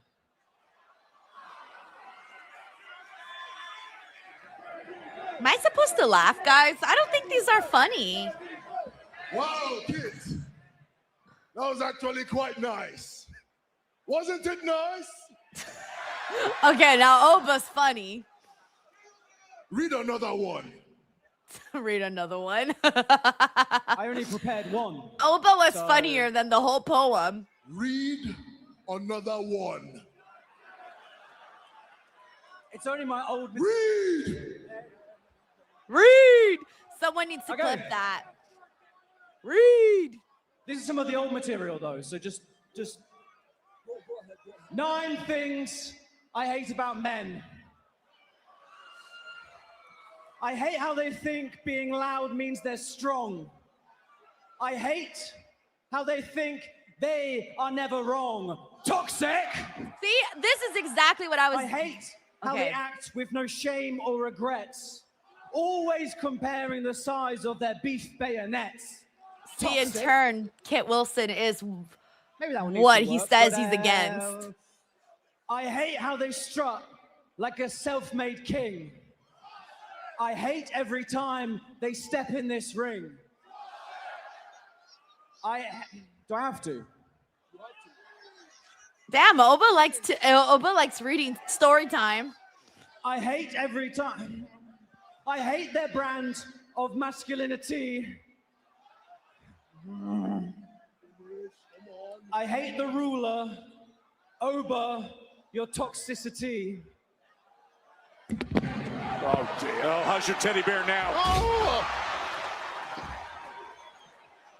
Kid's about to find out. I thought the Now, was see, like this mightier is what than I the look sword, forward but to. I'm Let's not go, clearly Oba. nonsense. Whoop Kit Wilson's ass. Oh, that big running uppercut.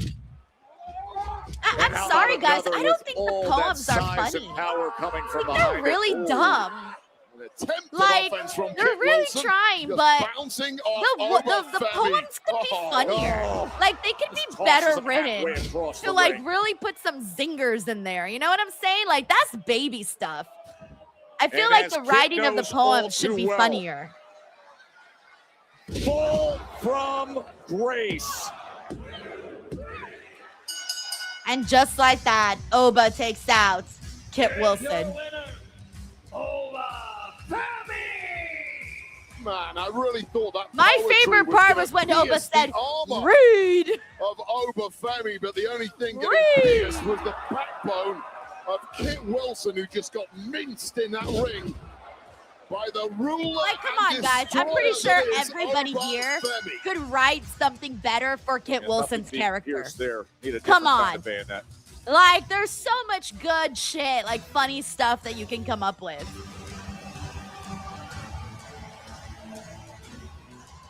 He is the ruler. Jay Oba Talifa says Femi they're meant to again. be lame, Denise. I don't think they are. I think they're supposed to be funny. Are they meant to be lame or funny? Let me know what you guys think. That's a major award. What?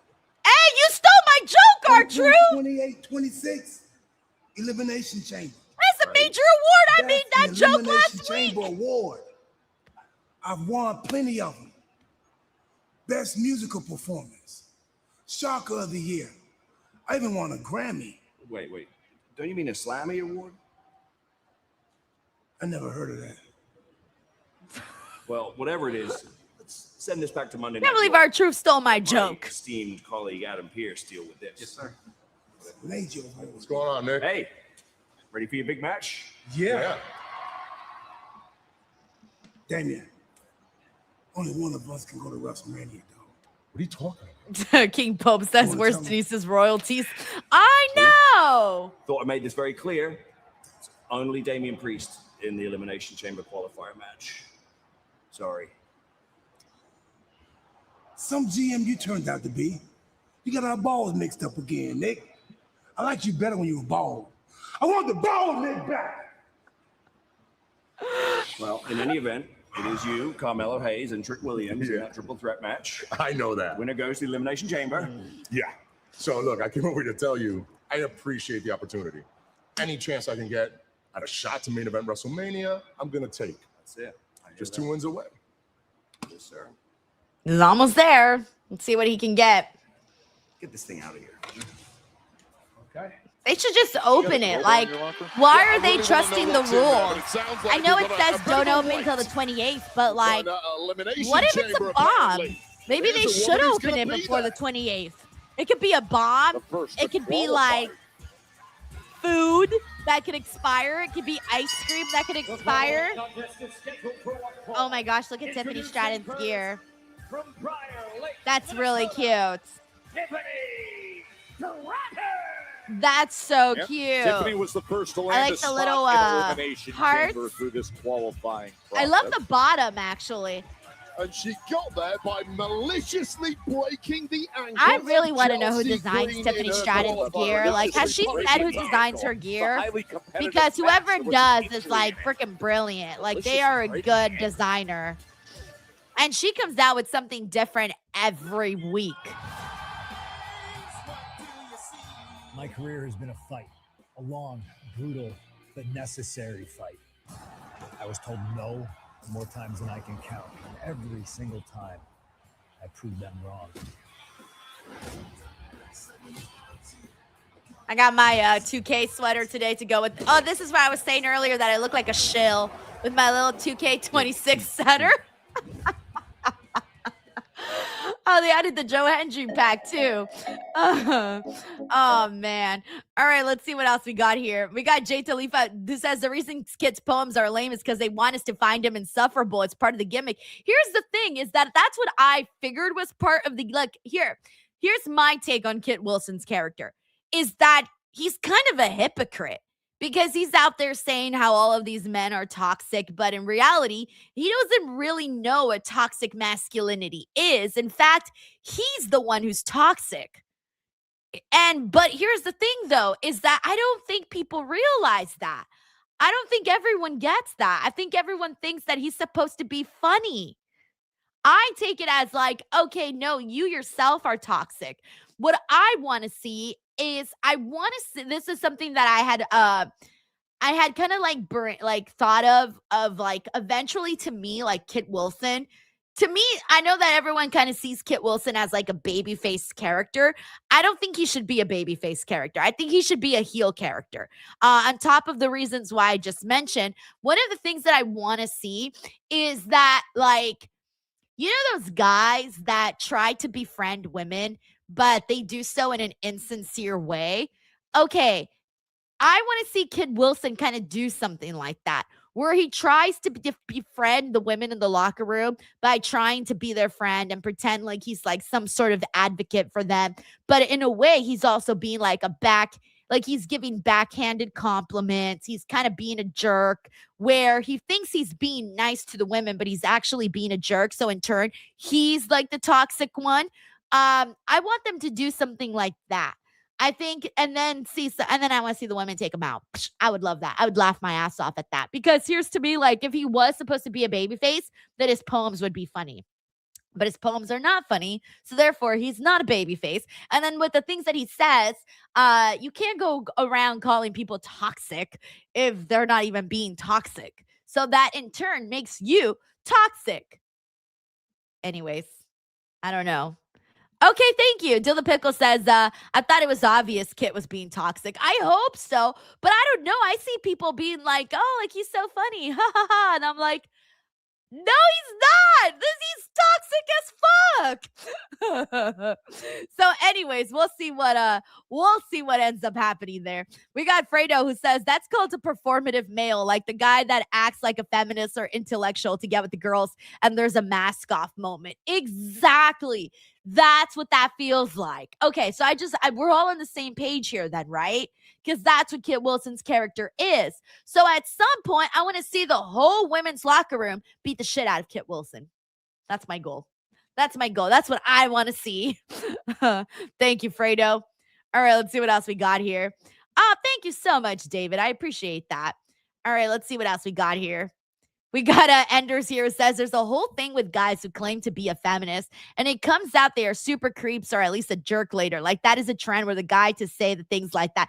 Yeah, I've always felt that way, where it's like not just with that, but like in general. Let me get the audio back. In general, I feel like if someone is so like, May 31st, so it's you know what I'm saying? Like, if they're so focused on one thing, usually they're like kind of that thing. I can't explain it. Like, I've had people that will say some really awful things, right? Like, say some horrific things. And then you go and you click on their bio, and it's like, spread kindness everywhere. And I'm like, why the fuck does your bio say spread kindness everywhere? And then you're being a jerk all over the internet. You know what I'm saying? Like, I see stuff like that, and I'm like, why are you being so hypocritical? Like, why would you go out there and say this, this, and that, and then do this, this, and that? Like, your actions do not match what you say you are. Anyways, I see that all the time, and that to me is the Kit Wilson character. Make the pledge. Stand. Oh, a wheelchair. Oh, really? Hey, Kevin, this is a really weird comment, dude. What are you talking about? Okay, we get it. Men are your friends. Let's watch the show. What are you talking about, bro? This is weird. All right, bro, I'm taking you out of here, man. I don't like comments like that. That's very weird. Chelsea Green from Johnston, Scotland, Alba Fire. She's distributing her own I love newspaper Chelsea in her little wheelchair. injury. Or last week she came out, and who did she kick? She kicked somebody. She kicked somebody like in the butt. Who was it? Was it Tiffany? Oh yeah, it was Tiffany Stratton. It was Tiffany Stratton who she kicked. Getting involved in the match. But you know what would be hilarious, actually, Roland, now that you just mentioned it? What's hilarious is if, like, all of a sudden they open the crate and it's like a Chelsea Green statue, like pledge allegiance to Chelsea Green. And it's Chelsea Green statue. I don't know. I'm just coming up with stupid stuff now. Like, literally. Yeah, I actually have the official diagnosis. Oh, yeah, Fredo. I do know it's Chacal. Yeah, of course. Everybody knows Don Francisco. I didn't watch the show, but, like, my family watched the show. So, in turn, you know, I would see it when they played it in the living room. The Secret Service Alba Fire is going to issue a punishment beating to little Miss Stratton. Alba Fire and Tiffany. Breaking our leader's ankle. Fearless leader. Tiffany getting right to action against Alba Fire. Qualifying match a couple of weeks ago. Lash Legend was involved. Chelsea ended up with this injury to the ankle. Oh, Fredo says you need to play the trumpets whenever you boot someone. I don't boot people out, actually. I really don't. Like, it's very rare when I do. And most of you guys who hang out here know that it is very rare. But every now and then, there's always one weirdo where I'm like, oh, that's weird. No, we can't do that. We don't allow that here. Get them banned. We don't do that here. For those WrestleMania spots. We need to get that clip from that gym The girl. upset that Kiana James pulled off just moments ago against Charlotte Does Flair. that. And Nia Jax, as you see, Tiffany Stratton coming in. Of course, Tiffany the first Nice. to qualify for the Women's Elimination Chamber. Looking to put away Alba Fire here. So Tiffany, Rhea Ripley, Alexa Bliss, Chelsea's Asuka, face. and Kiana Dude, James. she was walking without her boot at the see 2K how event, and I Kiana was like, does in that Chelsea, what are you particular doing matchup, but walking the without your spots are filling boot? up rapidly. And she was One like, left to I know, find I out shouldn't have done Raw that. who fills And I'm that like, one. I know, But right now, girl, what it are is you all doing? about Tiffany She Stratton. did it because, Alba like, Fire she was just cannot bullshit get that anything night. going here. She didn't take her boot because she was, like, choosing fashion Coming all that pressure on over, Alba like, Fire. Yeah, on Monday, her it'll be boots. Io and And I was Raquel like, Chelsea, and go put Kairi your boot Sane on. in the final qualifier. We're just 8 days away from Elimination Chamber. Shoulders are down. And clearly, Tiffany Stratton is hitting top form at exactly the time of year you want to be. David Gugnon says I'm a weirdo. Please don't kick me out. Answer, and this is a reminded me of veteran the Alba Radiohead Fire who creep has song. dominated I'm a levels in creep. NXT, I'm a in Europe, weirdo. and in I Japan. love that song. Although I heard that apparently Radiohead doesn't, or the guy, I don't know, sorry, I don't know his name, but the guy from Radiohead, apparently he doesn't like the song, that he says he doesn't like relate to it, or he doesn't actually like the song Chelsea Creep. looks on in the wheelchair. As Alba You know? Fire tries to take control here against Tiffany Stratton. I don't know, but that's really funny though. Oh my God. John Harris says There's a hot Nike pace makes being some very set fashionable early on by boots. Tiffany Stratton. The recent Jonathan former says, WWE I don't Women's belong Champion. here. And then Alba Fire just was able to quell that. I want to have You're control. absolutely right. It I was want the a hot perfect pace, and a lot of body. times that will I want a swarm perfect an soul. inexperienced athlete, and it will be I a want short you match, to but know Alba Fire this. kept enough When in the I'm tank not to around. ride That's it such a out, wait good for one mistake, song. and then Like, I pounce. can't That is believe he a doesn't like veteran that display song. right now, and now We got is Marshman the who says a lot of time musicians for the don't like their big punishment hits. beating. It's crazy to me, man. Chelsea Green has to be Ender loving says this. a lot Got of this kid. bands get like that about their biggest songs. I don't. Maybe they get over it Beating because for the like punch on that one they once sing again it by so many Alba. times. By Alba. But it's like, damn, man, such a good Chelsea song. enjoying Imagine what she's hating seeing it. right now. Sorry, was that How many people wouldn't have like Did I see loved ornamental to If it's Chelsea Green, it's going to be done created with that song. style. This is a fashion leader. I know you know nothing. Tanisha says, I Jay low-key Tessa. think that Despite being Bianca's an coming Italian, back. I you're think the they're first trying to Italian throw us ever off who has no with her fashion sense. surgery. You know, Clearly, that you crossed can my learn a mind. trick or two I'm not going to lie to from you. the It did dazzle cross my Chelsea mind because, Green. you know, WWE's trying to do stuff like that now. But Right? Remember the whole thing with Seth Rollins' injury? You should get a Look, they're bedazzled suit planting in the tribute seeds to of Chelsea doubts in Green us. and her broken ankle. Building no tribute. Friday Night Smackdown has been roaring all Just night the Scraps long theory here. is that they Amaranth can't Bank top Arena, their biggest hit. 11,400 So then maybe they hate plus. the biggest hit because they're like, oh, I can't top it now. We've been talking about the I don't know. Elimination Chamber being Fredo 8 says, days imagine away. being Had an asked to do one thing incredible you did years ago qualifying over and match, over triple again and threat no that one was caring won about your by new content. Kiana Well, James. This match in that's front true of us because I here can't is name really the another back end Radiohead of song. Alba Fire and Chelsea Green trying to get But back for I'm what pretty sure happened that in a qualifying song match generated them a couple lot weeks of ago. fans. What You happened, know? Joe Tess? Here's what happened. Chelsea Green was savagely I'm trying to see if I have. attacked by Oh Tiffany yeah, Stratton, I literally destroying have the ankle. It almost one had to be song that I've liked amputated. of Radiohead. It just says one song and it's Creep. Chelsea Green and the Chelsea Yeah, and Chronicle. even It's like all the in there, difference Joe. in You like should the try amount of reading it sometime. like Please. Creep has 2.7 billion plays, and their second one has like 681 million. Oh wait, never mind. No Surprises has 1.2 billion. See the newspaper bag hanging off. the Jesus wheelchair there. Christ. Yeah, Smashing I out get that it. fake news every It's such a time good she comes down song. to the ring. They can't make All me right, hate that it's right off song. a photocopy machine. I mean,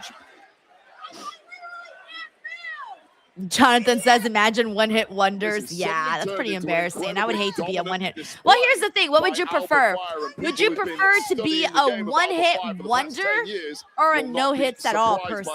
Like, let's say you're a musician who's trying to make it and you're just like, man, if I only had that one song that would make my career.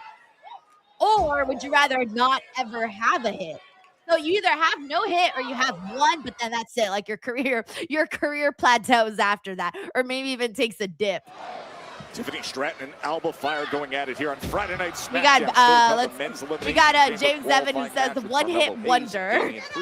Infamous DJ the Ice Baby hit from Vanilla Ice. Yeah, because are they known for any other song? Well, Tiffany has taken a Jokey says the one hit. Steven says one hit. Blake says one hit wonder can make so much money. Exactly. Eric Diaz says one hit wonder. Mr. CJ Lilly says the one hit that keeps making money for years. Exactly.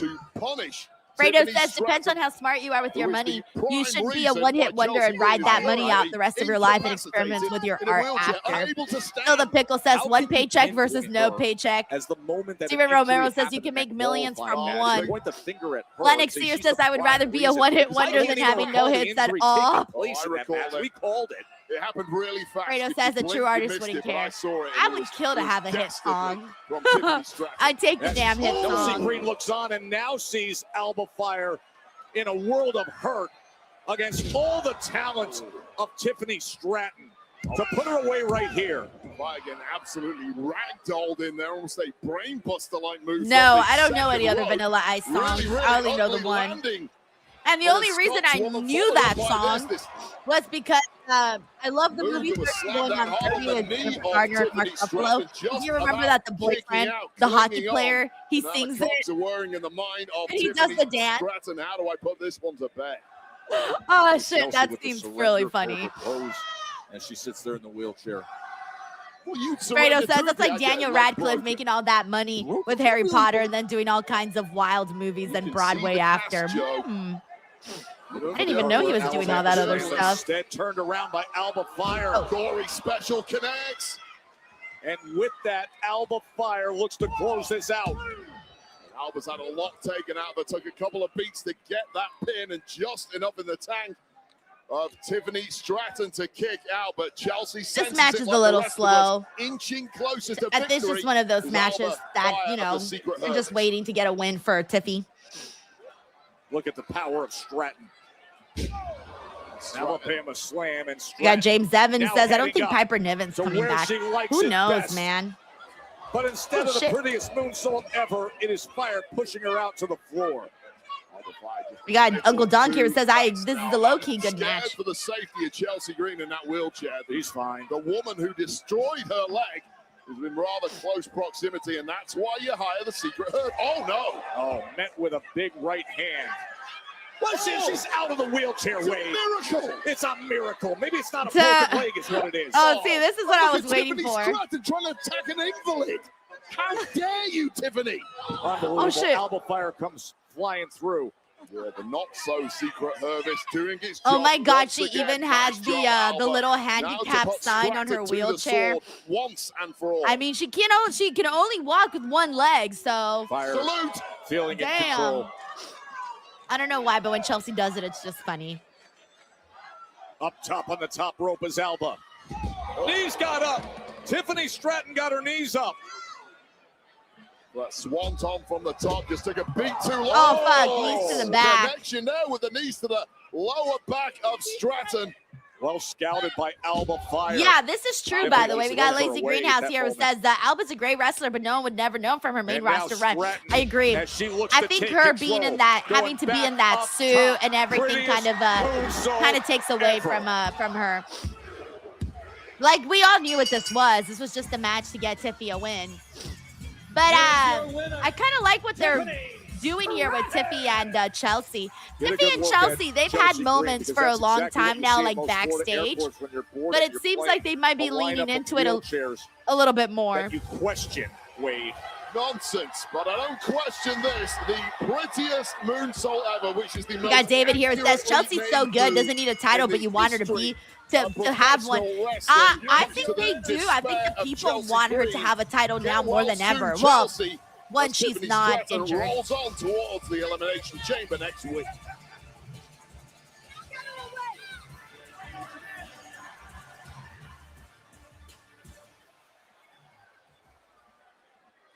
Sammy, how you doing? Not good, man. Hey, listen, I know some bad luck at the Royal Rumble last week, hell of a match, but that could have gone anyway. You have nothing to be ashamed of. Yeah, I know I have nothing to be ashamed of.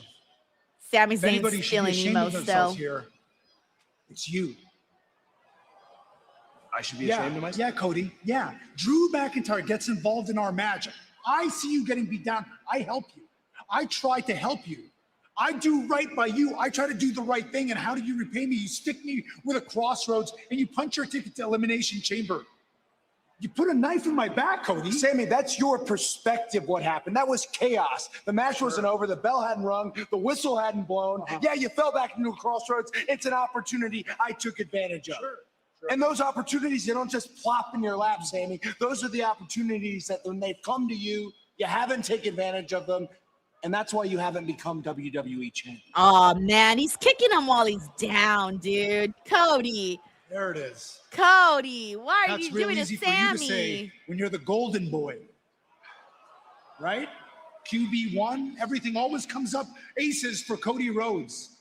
You got to finish your story, Cody. You were chosen. Nobody chose me. I've been trying to finish my story for 10 damn years. Damn. You understand? Damn, No, I want to you see don't. Sammy Of course finish you don't his understand, 'cause story. you don't know what it's like to constantly go out there and try to do the right thing every single time and have it blow I up don't in know your what it's face. like to do the right thing and have it blow up in your face. Where were you in Germany when I did exactly that? 3 stages of hell. Jacob Fatu showed up. I tried to do the right thing, and it cost me everything. So Yeah, don't that's true, lecture me too. about struggle, Sammy. I could walk I mean, you in they've the both locker had room their right now, and struggles. every one of those guys, I bet you could beat. It's not me. It's not the system. The only thing in your way is you. Damn, was that a wake-up call for Sami Zayn? I don't know.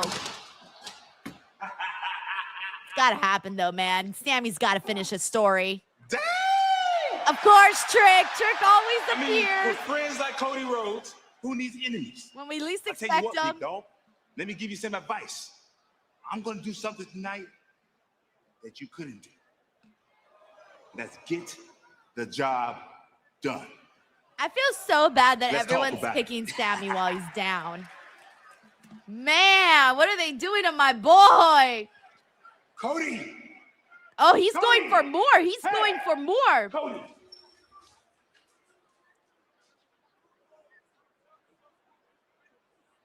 Look, I'm sorry, okay? It's fine. I'm sorry. Oh, people are I'm not mad doing that he apologized. They're But you're right. booing. You're right about everything you said. Look, you're going to become WWE champion again. It's a matter of when, not if. Everybody knows it, okay? This time around, just remember that you had a little help along the way. Okay? I don't forget. I'm trying to read Sammy's expression. Sammy's such a good guy. Oh, makes me want to cry. Ryan Soley says bootlicker Sammy. No, definitely not. Stone Immaculate says LMAO at the crowd booing Sammy for apologizing. They want him to have a backbone, and I don't blame them. We got James Evan here who says Sammy's too nice. Introducing first from Boston, Massachusetts. We got John Harris who says the knife is going in Cody's back. Night Wolf says another Sammy heel turn incoming. Larissa says Sami Zayn needs to turn heel on Cody Rhodes. Chamber needs another know. man. All right. Melo against his former close friend Trick Williams and Damian Priest next. All righty. BTW, we got...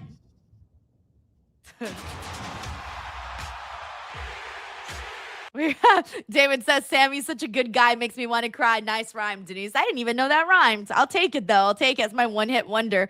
I'm just gonna be there singing my Sami Zayn song. Sami Zayn is such a good guy, makes me want to cry. All right, we got a couple of super chats here. Let me see what we got going on. We got Sheldon Jackson. Sheldon, thank you so much, man. He says, also forgot Paige versus Bourne for the NXT North American title. Jasper Troy defends the men's speed title. And then he says, Soul gets her title match versus JC, all coming this Tuesday. Wait, that's all happening this Tuesday? Oh, no. Oh, no. Is that really all happening this Tuesday? Oh, no. Okay. Thank you, Sheldon. Sheldon also says, Denise MJF is trolling Zilla by coming out to Samoa Joe's Ring of Honor theme. The champ is here. Jadakiss? Am I saying that right? I don't think I'm saying that right. Am I saying that right? I don't know. Thank you for letting me know, Sheldon. Keep us posted, man. We got Uncle Donk here. It says, I'm sick of whiny Sammy, but that's just me. Uncle Donk, watch when he gets close to winning the title. I think people are going to get back on that Sammy train. He's just too hard not to like. Thank you, Uncle Donk. We got Jared Palmer here who says, LMAO, it's Zarya all over again. Look, I'm sorry. Wait, in regards to Sami Zayn? Is that what we're discussing here? I cannot. Jadakiss. Thank you, Stone Immaculate. I cannot have people turning on Sami Zayn, guys. I will not allow it. Unless he does a heel turn, then okay, great. Then by all means, boo him. But I cannot have the people turning on Sami Zayn. I will not allow it to happen at all. Can't happen here. Thank you, Jared. Alrighty. Let's see what else is going on here. What's everybody doing this weekend, by the way? Anybody got any plans? Oh, Stone Immaculate says, no! Jadakiss. You know what? I think I'm confusing Jada. I don't know who that is now that I think about it. I think I'm confusing him with somebody else.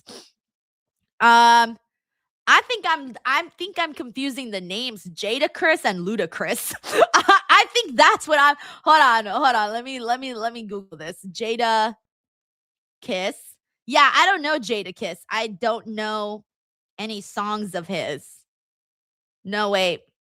What's his most famous song here? Because here on Spotify, it's saying "Don't Like," "We Gonna Make It," "You Make Me Wanna." I don't think I know any of these songs. Yeah, I don't think I know these ones. Jadakiss. Yeah, I don't unfortunately know Jadakiss. I think I was confusing it with Ludacris. Like, I think Ludacris, I do know some songs. Hold on, let me see.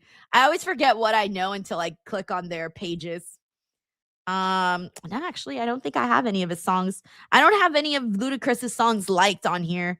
So I don't know which ones I would like because none of them are. There's got to be one. Act a Fool? I think I know Act a Fool. I think I know that one. That might be the only one. I don't know. I haven't hit like on a couple of them. So this is how I know if I like somebody. I go on their Spotify page and usually it'll have like a couple of likes in there. And I'm like, oh yeah, I like 3 songs from this person. All right, let's get the audio back.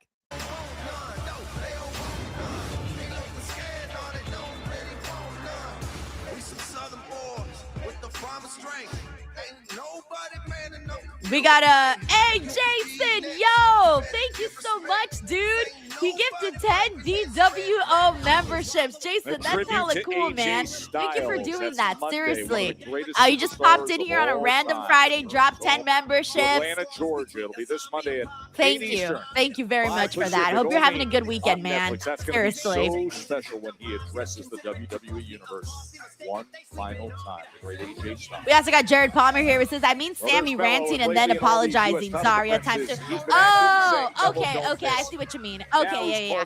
I was confused because I didn't watch Tuesday's NXT, so I was a little out of the loop. Look who he's up against. But yeah, there you go. But at least Cody and Sammy aren't best fucking friends like Sol and Zarya.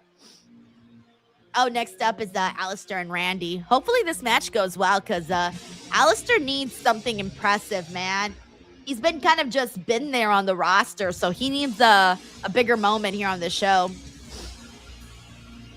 Thank you, Jared.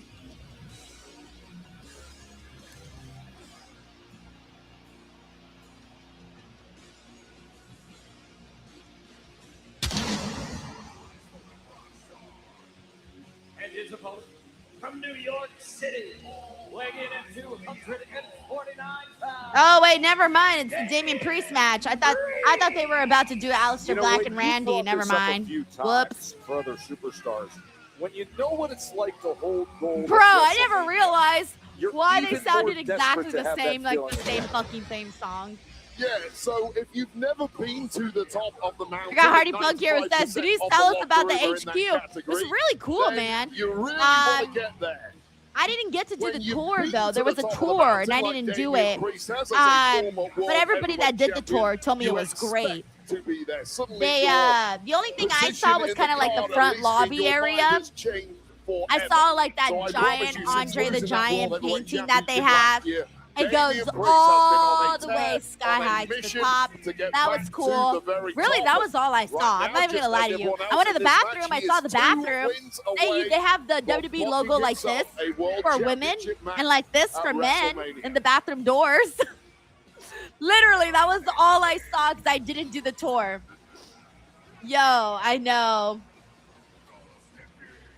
Oh yeah, I forgot this is the Elimination Chamber match. Great.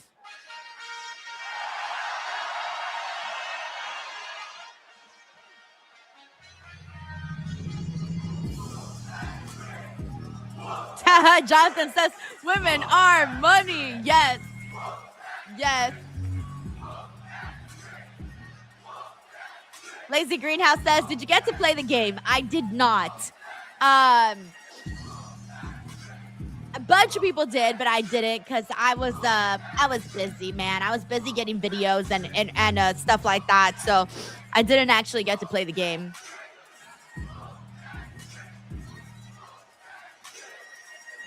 Hey, King Davion says, I think Trick got the loudest reaction of the night.